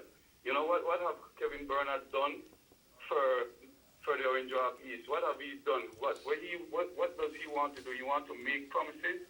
We shouldn't live on promises. We should live on what we have seen. We always talk about action speaks louder than words. And, you know, when it comes to that, it is clear that the Orange Walk East have the best representative right now when it comes to Minister Elodo Aragon Jr. So please, don't make them get tricked by no Kevin Bernard and no promises. Kevin Bernard kind of working at the tongue. Promise the people in the tongue to do lots of things and not do nothing. No, you want to promise people in Orange Walk East and sell the dreams and the world. No make we fall for they kind of tricks there. I just want to encourage the minister to continue to work. I know he's one of the most hard-working ministers we have in this country, and thank God that he is our representative in the Orange Walk East. So I want to congratulate the minister and also thank the minister for all his support that he have not just given to my family, but also to the other families in the Orange Walk East Division, and I know he will continue to do so. All right. Well, Carla, thank you for that. I really appreciate those words of encouragement. Definitely I feel good about that. You really make me morning because, it is true. We work hard. We work very, very hard for the area, And sometimes it's very rare when you hear people call and acknowledge these things, and I'm thankful for that. But thanks very much. Yeah, you never finish with But getting back in terms of the office, what is happening is that, I am concerned just like everybody else because this is our country, and the last thing we want to see is the widespread, because when you get there, they see the cases popping up, and so like I said, my office is open, and a lot of people go to my office. So we'll be closing the office for, I don't know, just maybe a couple of weeks, just to monitor the situation and see when we reopen. But nevertheless, our staff the work not stop for we, right? Yeah. Hello, good morning. Morning, Checky. Morning, Honorable. Yeah, morning, sir. Honorable Checky. Yes, morning, Mr. Bruya. Man, I just want to take this into a serious consideration, Checky. You know the problem with this contrabando? The biggest thing is that the stores, the shops there, where you go, you used to buy the thing for so much, right? For instance, you got some shop, they sell the onion for $2.50 a pound, and the people there where they bring the contraband and they sell you the onion for $2. And I'm quite sure there is a lot of price control on some of these items that people use daily. And that's the way the contrabandistas then take and sell people cheaper where the shop they sell, because the shop they oversell. For instance, you go to the store, you buy one bottle of coconut oil. We paid $10.95 for it. When we come back, the $11.95 jump on whole dollar. I mean, it's ridiculous. It's ridiculous. And this is because the price control officers, the people that were supposed to check these stores about the prices of the items in the stores are not doing it. They are sitting in their office and waiting for people to complain. And because of this, the people complaining and the people are the contrabando, and then they sell it cheaper where the shop they sell, and that's why the contrabando then they run. If the people get up and really get the price control people in, get that these stores and start to check these items, and then got one lot of expired items on a shelf. Some items there that this month then you expire and it's still left on the store to sell, man. I mean, Honorable, make the minister responsible, get on there and make them get off of them, but and start to check these stores. This is our biggest problem in our country. You are doing very good, Mr. Rabon. Not because I support the UDP, but I'm telling you are doing very good because there was a big hole on the drain and the sidewalk, and I finally got it closed. I was so glad about it because school was going to open. I've seen several people fall in it, and they hurt themselves, but it's all over. But we would like you to pay a little bit, give us a little visit, man, because... Yeah, seems like we have a next call coming in as well, Minister. Okay. And let's get this next call coming in. Hello, good morning. Sugar City Morning Show. Good morning. Morning. Good morning. Morning. Thank you, Minister, for always supporting Palmar in our sports competitions. You help us with trophies and chopping the field and looking over the people's needs over the rest 5 years. God bless you, and we are fully behind you. And thank you for your support. Yeah, thank you, Carla. Thanks for those words. People are anxious this morning. Yeah. Yeah. That's good, man. That's good. And as a matter of fact, talking about that, I'm going to Palmar this weekend because I think we have a competition that didn't finish, the finals for the the football competition at the six-a-side that was being done in Palmar. So I'll be there this weekend to deal with that, no? Yeah, and Just asking to have the people last game and to give out the cash prizes and trophies. at the same time asking persons to keep their social distancing. Of and wear course, their of masks, course. right? You know, and then we're getting to the point where all these gatherings might be back to in terms of the restrictions. I don't know, but you know, so we're going to look at that. But Hello, good morning.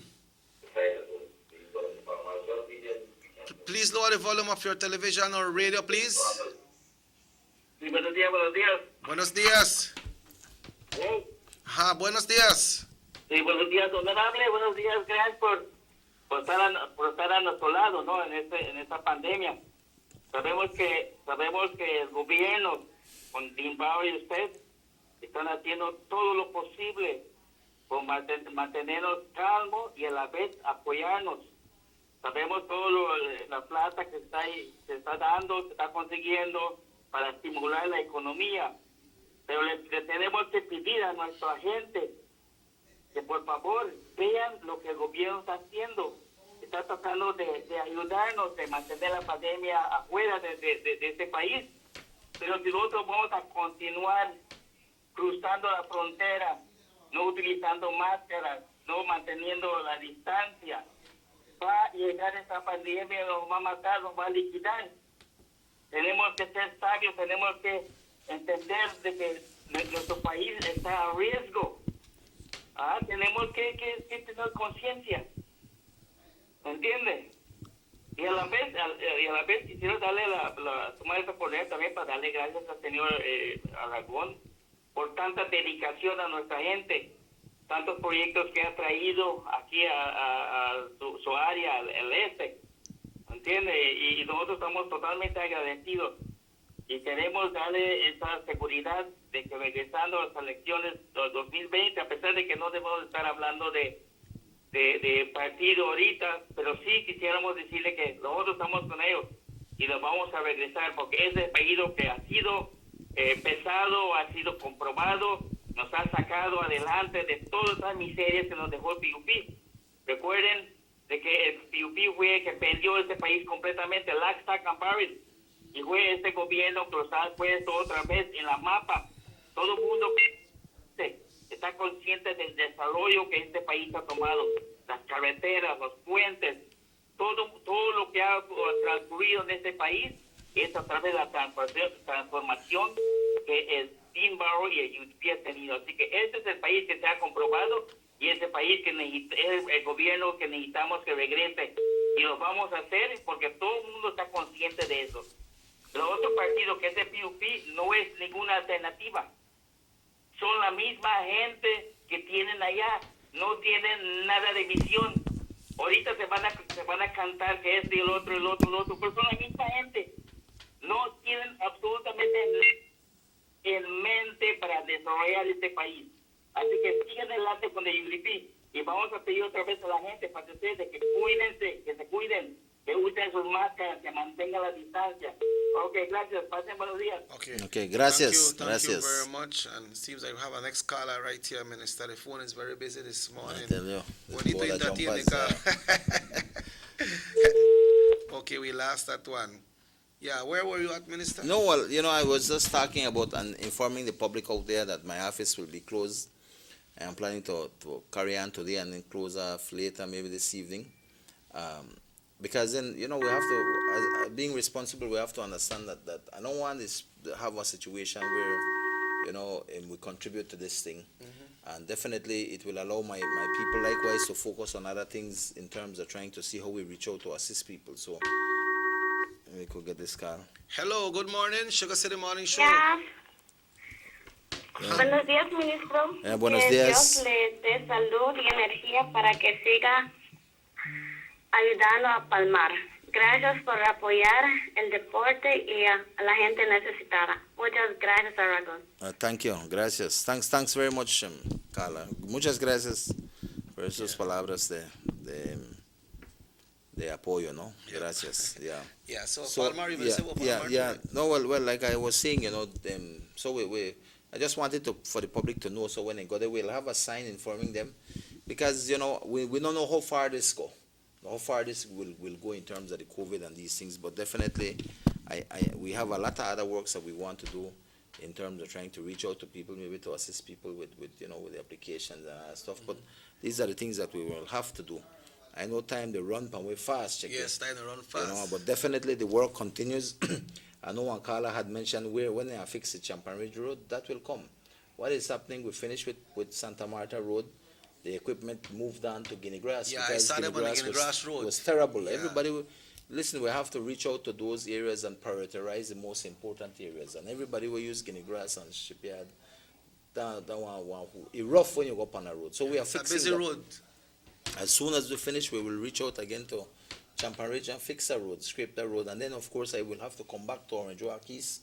Have some other works that I want to finish in those areas. We have some badly streets, not only in the Pasadita area, but Lower Louisiana area, and other areas that we want to touch. And of course, after that, I need to go to Carmelita.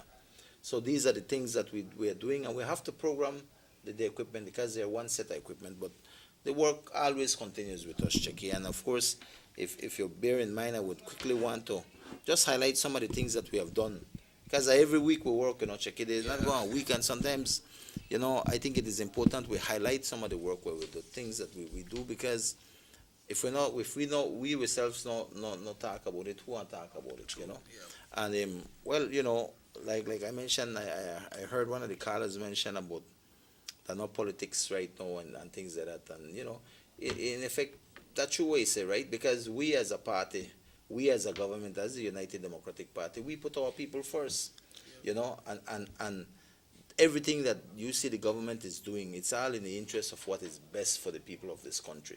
You know, and that is why, although we don't like talk politics, I think it's always important we mention these things, because people must understand that the United Democratic Party stands with the people always. And there is no streets, there's no playground, there's no sporting facilities that says UDP. That's right. All of them. For everybody. Everybody. And we work for everybody, you know.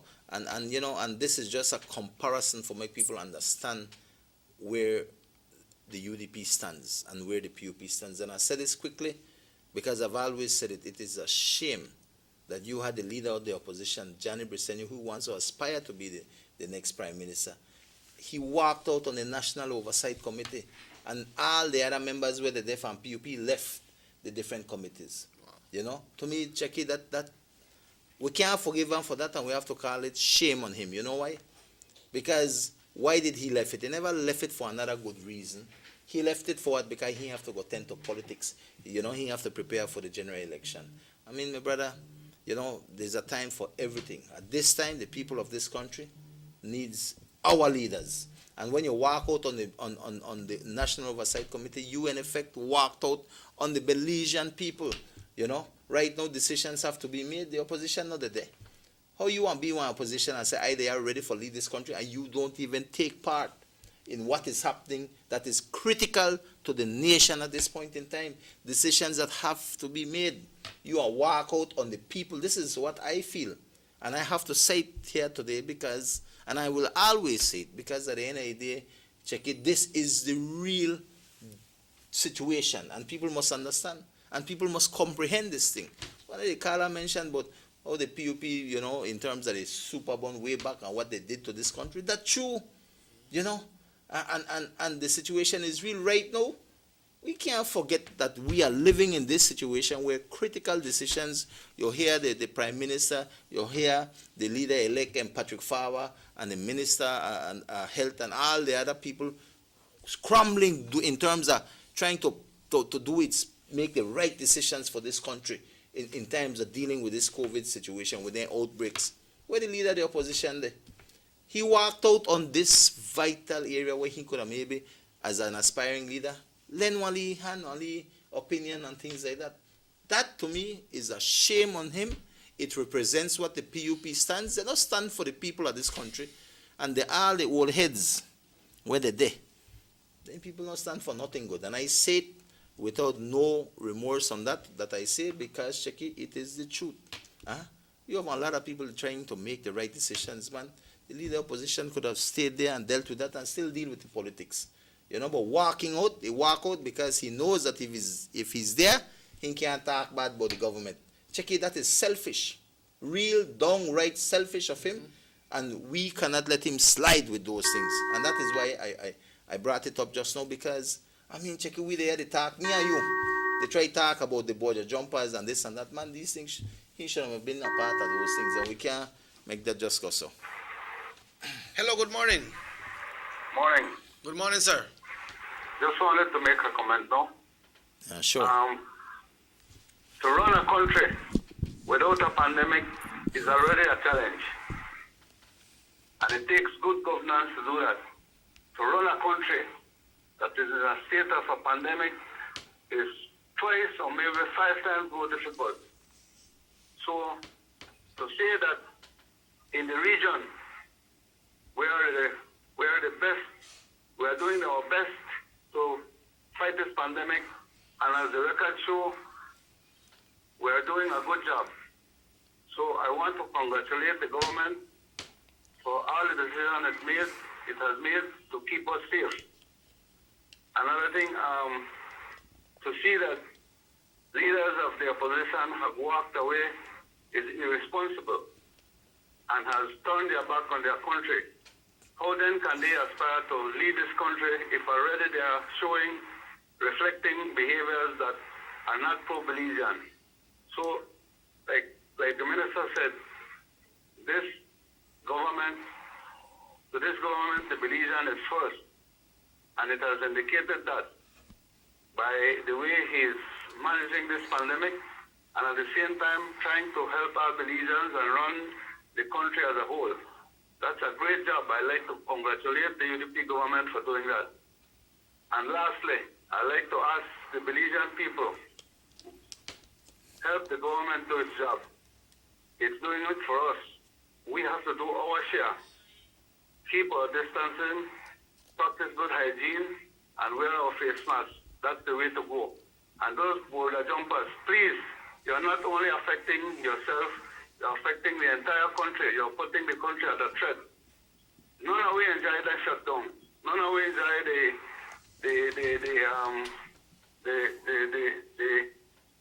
things that come along with a shutdown.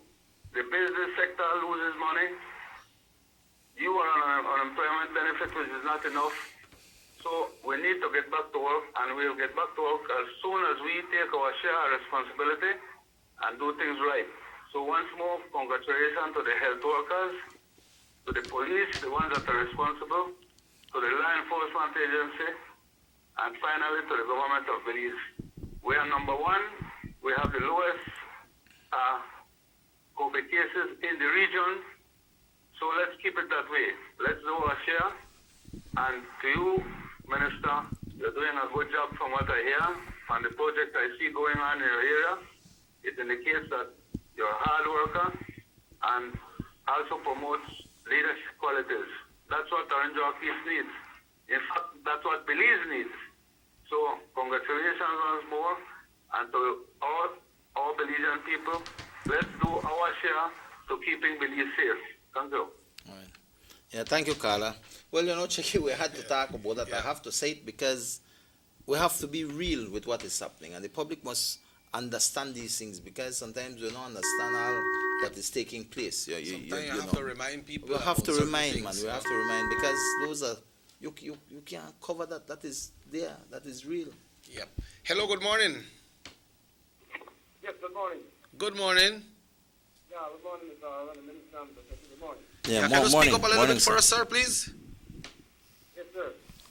Yeah. Can you speak up a little bit? Yeah. You hear me now? Very good. Very good. I just want to pass an announcement to the country of Belize and Orange Rock, no? Yes, sir. I hope that them people no fool and go try vote for PUP, because I want to tell you what, once the PUP win, the whole of we country, the whole of Belize must suffer, because it's not nothing to nobody. UDP is the best, and UDP will help the whole country of Belize. May God bless. Thank you, Aragon and Mr. Yeah, thank you, my brother. Thank you. And like I always say, the proof of the pudding is in the eating. When you have the leader of the opposition abandon its people, and I mean abandon its people, not only the PUP, abandon this nation. You understand me, Checky? I hope people understand where I'm getting, and I get riled about these things because, Then are the people who want to be the prime minister, then want to lead this country, and then when you have now no sense of a love for your people, no sense of wanting to say, well, you know what, I'll stick this through thick and thin because this is what should be done, this is the right thing to do. We have to call it out, and I've always called it out. You know that, Chicky? Yeah. And we will always do so because it's not right. Hello, good morning. Good morning, Mr. Chicky. Good morning, Minister. Yes, sir. Morning. Welcome. Great Thursday morning. In the country of Belize, and yes, we are at a pandemic at this moment, and how the caller said, no, it's 5 times difficult to manage a country that is on a state of pandemic, of emergency when it comes to the health of the people of this country. And yesterday, the Prime Minister and the leader-elect and the Minister of Health, together with the DHS, showed this country that our health comes first. And they decided to put the plans to open schools and the airport on a postponement just because of the health of the people of this country. And I want to congratulate you and the cabinet for also coming to that decision. It's not easy. Somebody mentioned about Johnny Briseño, who is a walker. We have border jumpers and we also have a walker who is Johnny Briseño. He works on everybody. He works on the way of this country, on the people of this country. And by the way, he's planning to walk away from his party if he loses the election. Because he has said it, he will resign if he loses the election. He doesn't want to go again as the leader of the opposition. You see, power and obsession to power, it's very bad.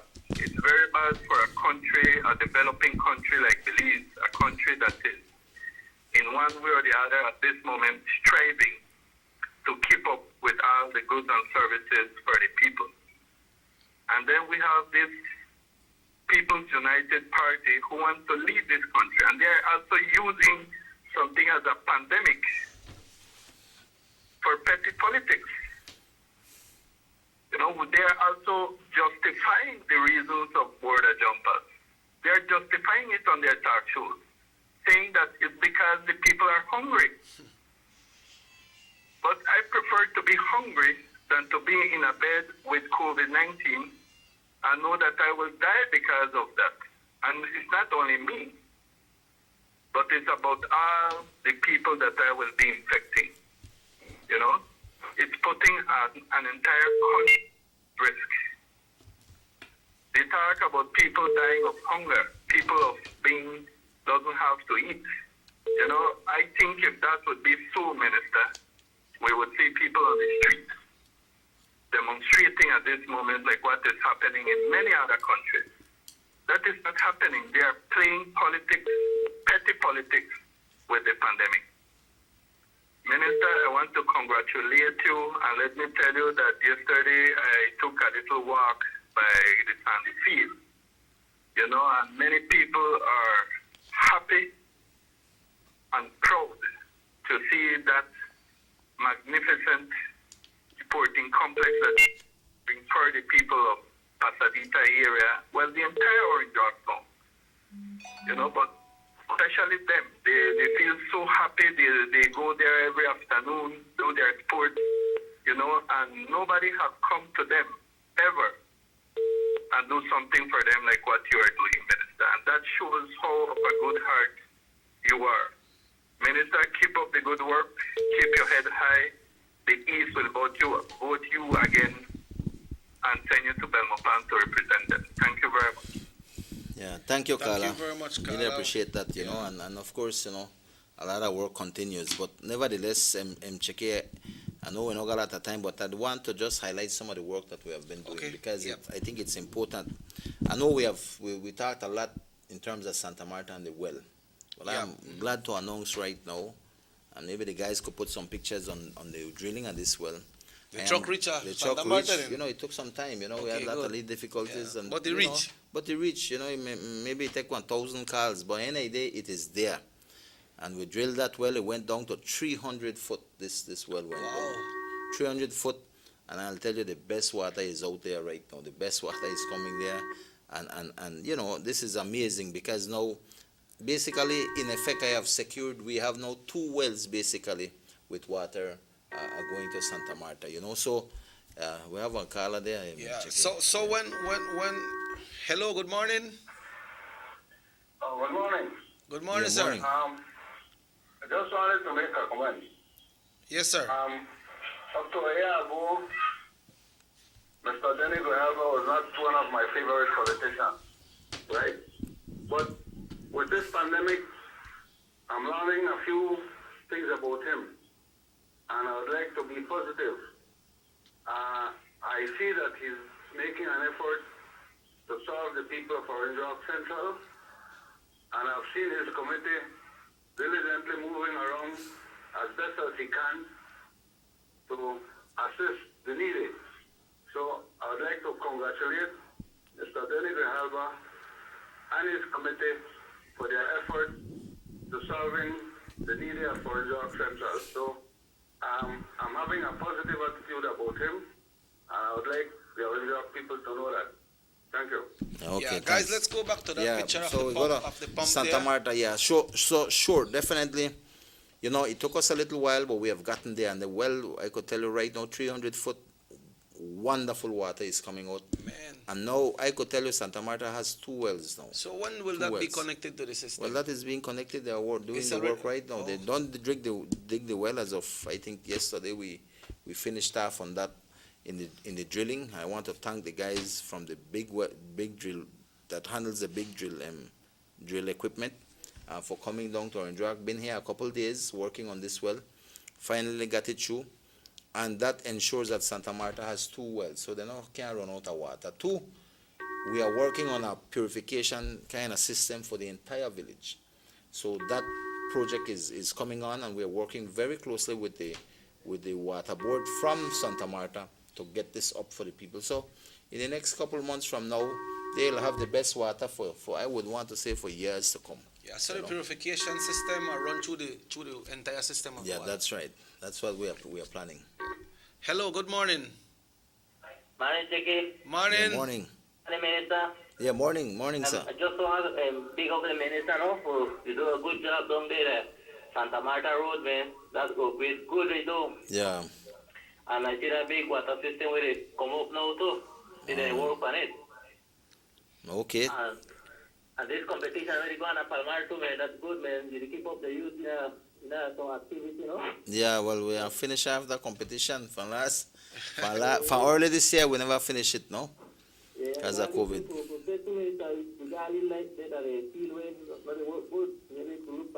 All right. Okay. In other words, the field of Palmar? The Palmar. I think they have two lights here. That's true. We'll have to look at that, Carla. Sure, man. Thank you, Wala Carla. football Appreciate competition when they have more last, you kick one ball. Bye. I just kick one ball when I gonna send the field. You score or what? Well, I never really score, but I have to get back in at the end, then think there. But definitely check the another Carla. Yeah. Hello, good morning, muy buenos días. Hello, good morning. Good morning. Soy de San José Nuevo Palmar. Solo quiero agradecerle a Mr. Aragón por ayudarnos en el maratón que vamos a tener Sunday, por donar los trofeos y componer las luces en el field y chapearlo. Yeah. Okay, gracias. We have to fix the lights, though. We're not fix the lights yet, but I know we have some lights that are there. We're gonna work on that. But definitely, Checky, the work always continues, and I feel good because we had promised this well, and it occurred, no? It has happened, become a reality. Hello, good morning. Hello, good morning. Good morning. Morning. Morning, Mr. Aragón. Morning, Mr. Tricky. Yeah, good morning. I'm listening to your talk show, and I just needed to call and comment. As a young person and a voter of the East, I see the work that the minister is doing, and I need to applaud it because I see that he is being fair and equal with the different destinations, the different villages that he deals with, and I see on Facebook a lot of the work that he's been doing over the years. And I think that come election time, myself, my family, my friends, we've been talking a lot about it, and he's definitely getting our vote again. So I just wanted to congratulate him, and I hope that everyone else that sees the hard work and the dedication that he portrays towards his constituency realize that he is the best candidate for Orange Walk East. All right. Well, thank you, Carla. Thank you very much for those words. You know, you make her feel good. But thanks, thank you, and I want you to know, and the people of Orange Walk East, that I will continue to be committed to the work that takes place. And this is why every day I think this is the commitment I give, and I bless and thank the Lord for give me the drive and give me that. I'm still young yet for handle this kind of thing. You know, I got a pressure, but you know we are there. And like I said, Checky, you know. A lot of work taking place every time in the East. Like I said, we've done the well, so that is very good. Look like feel good, I feel good, man. I feel good because this is what is going to impact an entire community. Check it. People have good water, and to me that is important because the basic necessity is water important. is essential. Apart from that, check it, we were also doing haircuts for the villages, right? And trying to do haircuts in terms of. Invite the young people, the kids who were preparing to go back to school, so we could cut their hair, and give them a free haircut, you know. So we took and we had people cutting people's hair in all the villages. I think this picture was in Tong. We were cutting kids would come and we cut their hair, you know. And so this is the work that we were doing.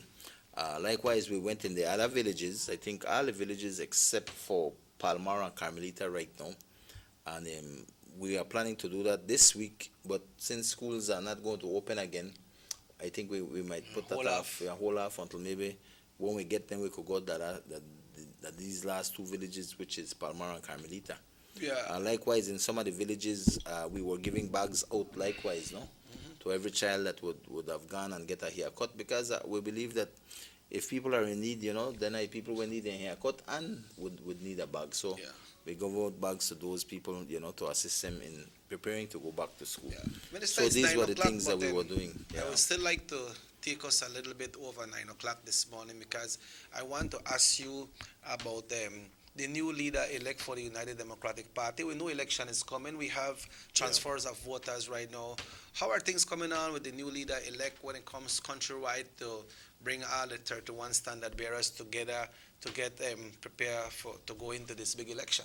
Well, you know, right now, like I said, the biggest priority for the party right now is looking at the safety of this country, looking after the health of this nation. And I think that you have seen the party leader-elect, along with the Prime Minister and others with the press conference, and you could know that they have a lot of things has to be done, you know, to prepare for these things and to make these decisions. So we are focused on that. But nevertheless, I know that we are having a 31 representatives meeting to begin to look at these things likewise. So definitely work is being done in terms of that. I think our first meeting will be on Tuesday. Do we already have the 31 standard bearers in place? Well, we have. I think to a large extent we have. Of course, I think there was one or two, and I think that will be highlighted as to the way forward, you know. So we are going to wait for those meetings, and then from there know how we move with those. Right. Then the party will come up with a plan on how you all will move. Even in this pandemic, you know that it's hard to reach everybody on a one-on-one basis. Right. But I believe that will be discussed when the new party leader elect with the 31, no? Right. You know, of course, and so we have to have these meetings. There's a lot of things that we have to do. But like I said, this is not our priority for worry about politics right now. We are worrying and more concerned with what is happening in terms of the health and safety of our people.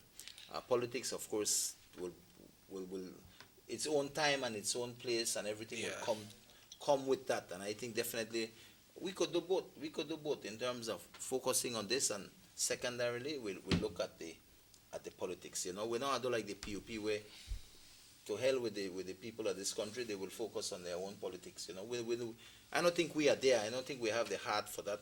We are here for the people, and we are, as a party, we are going to ensure that is our utmost priority. Secondarily, we'll look at the politics of things. No, but like I said, I think we're having a meeting with all our 31 constituents to look and see how and plan the way forward, you know. And then since we are on that, registration department and part of re-registration is a part of politics as well, no? How is that going for you? I think in it's the going East? well. It's going well, and I wanted to discuss that a little, Chicky. I think it's going well right now in terms of our people registering and things. And I want to ask everybody out there, if you're not registered, go and register. You know, that is your right to vote. And likewise, transfers. If you're living in our area, please transfer to our area and give us that support, you know. And I will also want to talk to all our UDPs out there. Don't make nobody come and tell you need for transfer, Goya, Konya. Stay with Elodie Aragon Jr. You have a good representative. You have somebody who's dedicated and committed to the East and will be there for you. I've been there with people from day one and I've always been there. You know, you go to another division, they got people, they come and ask you for go there, transfer here and there. Listen, there ain't idea. You might go in here and there, or if you go there, that's it, you know. With us in the East, you know you have a good team behind you, and you know we are there for you sincerely. We might can't do the whole world for you, but we are always there with you, and that is the important thing. So I ask all our people, stay strong and stay committed to the East, and together I am confident we will continue to move the East to great heights. When I tell you great heights, because I have a great vision for the people of Orange Walk East, and we must continue to do that. And I ask people, listen, come in, support us, register, transfer, come to the East, and so we could continue the great work, and I just wanted to highlight that. But I'm inviting everybody who have not registered to come out and register. And also, Minister, tonight as well you have the talk show from the East Radio as well. We have it will the be talk live show on Channel tonight. 10 as well. It will be live on Channel 10 and transmitted via the radio and Facebook likewise. That is truth be told. And that, of course, is where we talk the real politics, right? Right there, come on. Right there, we talk the politics and we hold no punches there. What time the program starts, Minister? That program starts at 7:30. 7:30? Right, 7:30 this evening. That's every Thursday? Every Thursday. So people can catch us live here on Channel 10 and likewise on Facebook, no? Yeah, it's on the East Radio as well, right? On the East Radio, likewise. Is that a program 104.9 interactive that persons can call in yes, as well? Yes, people can call in and everything, Okay. So, you can communicate with us, and we are there right now, and definitely we ask for your support and for you to tune in to what we have to say, Apart from that, Checky, apart from the haircuts that we have done, I had the committee in Palmar organize a small luncheon, and they were trying to invite a number of more of our senior people. I think it was a very good idea. One of the situations I came to realize was that, with this whole COVID, sometimes maybe they invite the elderly, they're not the right thing because, they don't want, some people might come out and all of this with everything that is happening, but nevertheless, we had a number of people came out, give me a chance to sit with them, to talk to them, to listen to their concerns, and I will tell you, a lot of the people I spoke to at Palmar spoke about the whole situation of the COVID, and that was their greatest fears. Maybe the guys in the studio could put one or two pictures. I think we had pictures there. And definitely, interacting with these people, you hear their real concerns in terms of the fact that, listen, we're worried about school opening. We are worried about the airport opening, There are concerns with border jumpers and, because I think the elderly people, they look and all of these things are things where kind of worry them because we all know that COVID-19 is a great threat to our senior people, and at this function we had the opportunity to interact with some of these people there, so that was done, and it went well enough. I think we could have had a lot more people coming out, but like I said, a small thing we did anyway. And I am glad, and I want to thank everybody who came out that day to this small function where we do in terms of just being able to have that little mixing with people there, Right. And of course, the work in Sandyfield continues. But maybe we get this call. Hello, good morning. Good morning, am I on there? Yes, you're on the air. Go ahead, sir. Yes, Minister. Morning, Mr. Osham. Morning, sir. Regarding this unemployment assistance that will be given, this $100 or $150 that the people will be getting, I know that the program seems to be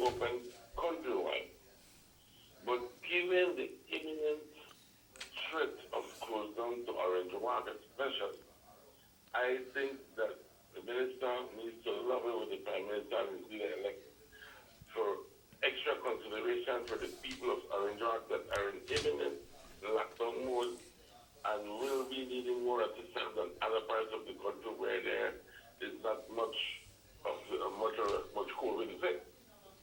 I would just like to ask the minister to comment on that. Thank you, sir. Yeah, thank you, Carla. Well, of course, we have to lobby.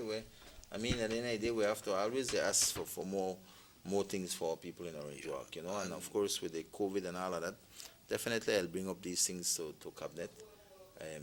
Because at the end of the day, it is important for our people. And I think that, like I said, Chiki, my last thing we want to see that we go up on lockdown, or, well, people call it lockdown, but it's basically a state of emergency. I wouldn't want to see that happen because it impacts a lot of people's lives, And I will tell you right now, I think to a large extent, Orange Walk is not doing as bad, I think if you think when they do bad, the Orange Walk, imagine those in San Pedro, Kikaka, and Placencia who are solely and wholly dependent on tourism. Everything is tourism. We want there. tourism.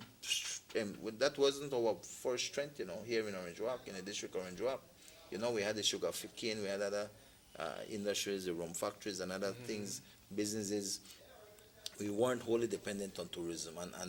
And right now, I think with even the closure of the border in terms of Chetomal, our Belizeans are spending their money here. You talk to a lot of businessmen, they are doing okay, not too bad. Yes. So I think to a large extent, Orange Walk has fared well. But when you look at those other areas that were wholly and solely dependent on tourism, then they take one lick. Definitely taking a lick. And I wouldn't want to say the state of emergency come to Orange Walk again, because it really it affects a lot of people. Those who are public servants and they get the money, they're okay, but those who have to depend on the everyday work that they have to do for make that money, I think it's tough on them, and I wouldn't want to see that come back. But only with the spreading of the virus, then that will come, right, Minister? We know, like you mentioned earlier, we try hard with the security forces to stop the border jumpers, but you can't catch everybody. So once we take care of ourselves, we use masks, we keep a social distance, we continue washing our hands, take care of ourselves, then we might not be having too much spreading. That's right, right. And I think that is the important thing, And that is why I said at the start of this thing, Cheki, it is dependent on us, on every single person, to do their part in terms of wearing their mask, in terms of washing their hand, adhering to the advice from the Department of Health Services. So these things are very, very important, But, I guess right now it's in our hands that we have to decide if we're going to spread this or not spread this. We have to make, as a citizen, responsible decisions, whether we come out here or we go to the nightclub or that. It could be open, but that don't mean we have to go, So there's a lot of things, and of course the government will be looking at things in terms of what they have to do to ensure that we don't have this spread. But like I said, these are challenging times dealing with COVID, but nevertheless, I think the Belizean people could trust that they have the government, the United Democratic Party government, who has stood steadfast in terms of the best interests of our people and country. And I think we must commend the government on a whole, because this is good work that you say that the government is doing in managing this COVID thus far. If you may left up to the PUP, they may have opened the airport long time, because Johnny Briceño said, from early he may have opened the airport and all of that, then he changed his story. If you have them, but they will not know how to make them decisions, I don't know where we may have right now. But thanks to the leadership of the United Democratic Party, I think we have been managing this situation properly. Minister, on your closing remarks, I'd like you to also mention about the application form that you have posted on your Facebook, and remind our viewers of the show coming up tonight. Of course. Well, we have all of that, it's on Facebook. I try to put all the relevant information on Facebook for people, and definitely when you look at the work that we do, we continue to be there for our people. So we got a lot of things to do, a lot of things to reach out to our villages and to everybody in the East, for them to be aware of what is happening, so that they can take advantage of the opportunities that government is offering in the smallest of assistance for the people of Orange Walk East. So definitely I focus on that, and we continue to work on these things. In my closing remark, Cheke, I would just like to say that like I said, the work continues. We have a lot today. We never get a lot of time for discuss some of these things. Like I wanted to highlight some of the more work that is being done in Sandyfield. I want to just let people know. Right now, we are able to get the backboards, the new backboards for for the basketball court, and hopefully next week that will be going up, along with we got other little works in terms of the painting of the basketball court that will be taking place, the benches, and we'll paint over we have to put a second coat on the kids area. The 6 posts from BEL is up already. Wiring will commence, hopefully maybe this week or early next week we are finished with that. I know the rains and that now allow BEL for put up them wiring, but that will occur. The posts are already up, wiring will be done, the dugouts are being done this week. So at the end of the day, as soon as we could, I think within maybe the next, I would want to say the next 2 weeks, hopefully we'll be inaugurating that field with a nice, again, with the plan for doing a nicely marathon and things. So all of these organized planning is taking place, but it's going to be wonderful. I feel very extremely proud of this, because people might say, oh, well, a government money, so that easy. They're not government money. A lot of these things we have been able to do, Checky, because right now, with COVID, that whole budget that we had for this year has been closed off. Right.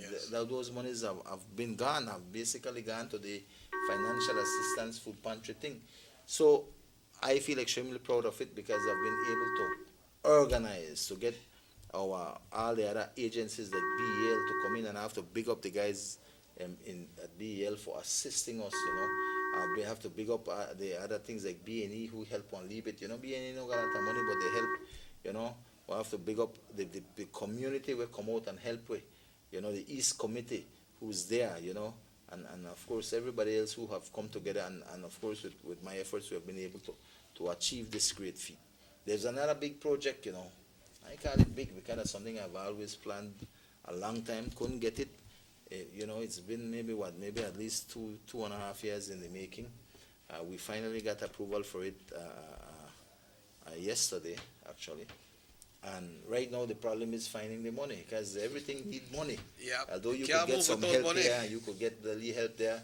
End of the day, it comes to money, but I want to highlight that maybe next week or the week after. Okay. After I already find and work on a way to achieve it, 100% sure that I can get it off the ground. You believe you'll get it done? Of course, I believe I will get it done, and definitely that is where I am right now at the stage of, since we get approvals now, it is putting a plan together that is achievable so that we can have this. And once I get this a plan set in mind and set in writing, then we will come and introduce it to the people of Orange Walk East and highlight it. So the work continues, and I tell you, Checky, not a day goes without we lobbying and fighting for the people in Orange Walk East. I know I had 2 meetings actually in Carmelita, really 2 small meetings where I could interact with the people of the village on a close basis in terms of listening to them personally, talking to them where we are and what we are doing. And one of the challenges I've had this year with COVID, because COVID brings a lot of challenges. Yeah. We had money there, Checky, that was being budgeted so we could look at small projects in our divisions, right? To look at where we can do certain things. With COVID, all of that gone. All of that had been taken back for the food pantry program, etc. So it left us with no funding for project, and I could have easily has folded my hands and said, well, that's it. No money, that I know they worry about nothing, but I have certain things that I want to achieve. I've always said, if there's a will, there's a way. And believe me, I'm seeing these things become a reality. And I know at the Carmelita, the only project that has left me in terms of what I've promised people was that of the police station. Money was there, we already did the soil testing, we got delayed. And if we never get delayed because of the PUP in terms of that land issue, that station would have already finished by now. In operation. But the PUP really messed us up there. But nevertheless, we can't cry over that. It is what it is. And that won't stop you? But that won't stop me. Definitely not. And so I know there's no money to build no $450,000 building. They want it to be a nice substation that would basically be serving all the villages for quicker response to those living in the villages and better support of our police officers in Orange Walk. So, but nevertheless, I'm working on a solution. We not might get that kind of building, but we will definitely be able to put something.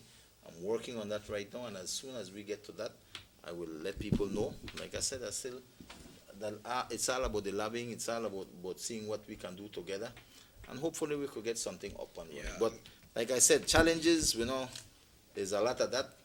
But we're not under like Johnny Briceño and the PUP and walk out on the people. We will stick with the people and we will get things done. And next time when you come back, Minister, next time when you come back, I want us to talk a little bit about the employment at the new factory that has been set up, the employment that are being offered there to people. Next time you come back and see, well, we highlight it. I want to do an expose, and it'll take us a little time to put it together. I want people to understand what we are doing, because a lot of people might say, oh, like the meeting we had in Carmelita, for me, it's always about the empowerment of our people.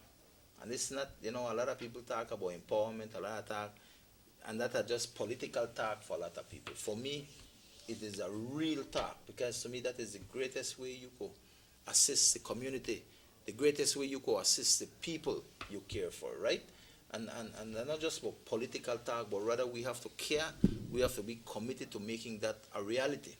And to me, the two most important things of empowering, three most important things for empowering someone is one, education. That is why I go all out for help people with education, because to me, that is the greatest gift you can give a child. That education for him or her to defend himself down the road. And everybody needs one education, And we have done that in the East, I've lobbied a lot so much that every year we are out there supporting people in education. Because to me that is empowering of a person. You give a person the power, that education, that he could defend himself. Two, we have to empower people with jobs.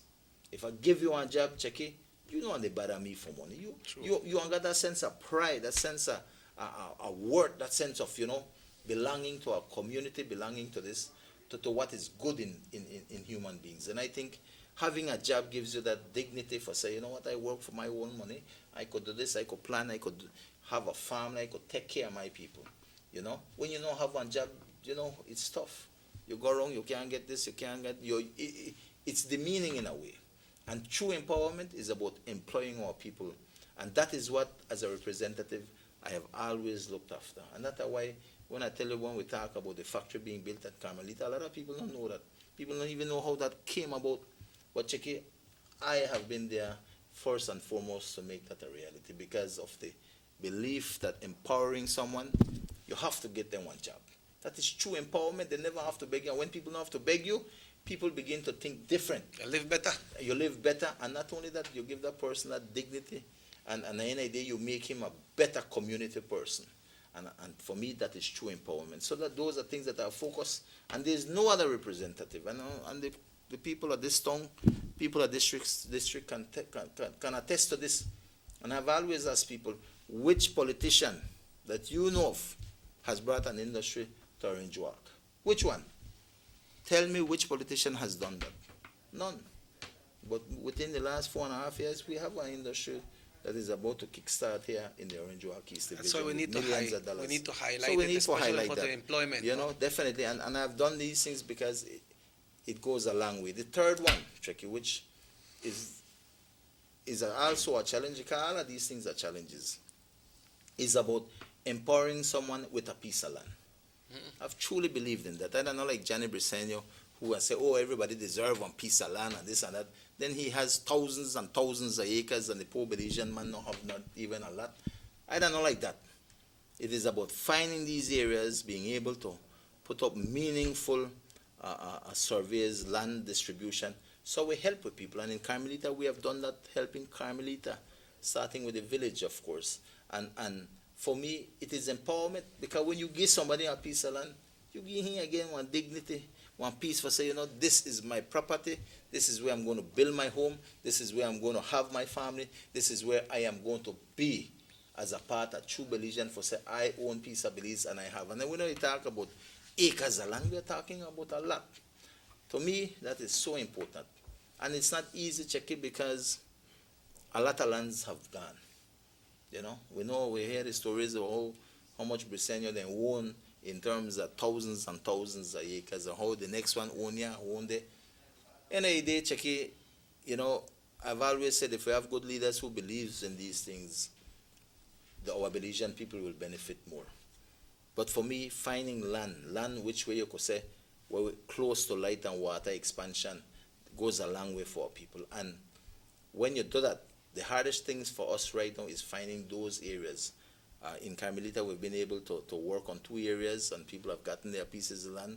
We are sorting out the little issues in terms of land and making everybody empowered. But of course, I have the large part of Orange Walk East Town side who now have no land. And we have grown, our community here in the East has grown. For the last 30 years, I don't think people get a piece of land. The problem is that in Orange Walk East Town side, there's no expansion in the town. We can't go nowhere because everywhere you move, it's either private land or otherwise. So we have to come up with a plan in terms of the Orange Walk Town side. We have that plan. That plan is real. The fact is that we don't have the money for that right now. But I'm confident that we are going to get that. As long as I'm there, the vision that we have, that I could find a good amount of acreage, which I already say already, where we can develop into and have access to light and water. It is there, but we need the money. And this year, it don't happen because of COVID. But definitely, I could see that taking place in the next couple of years to come.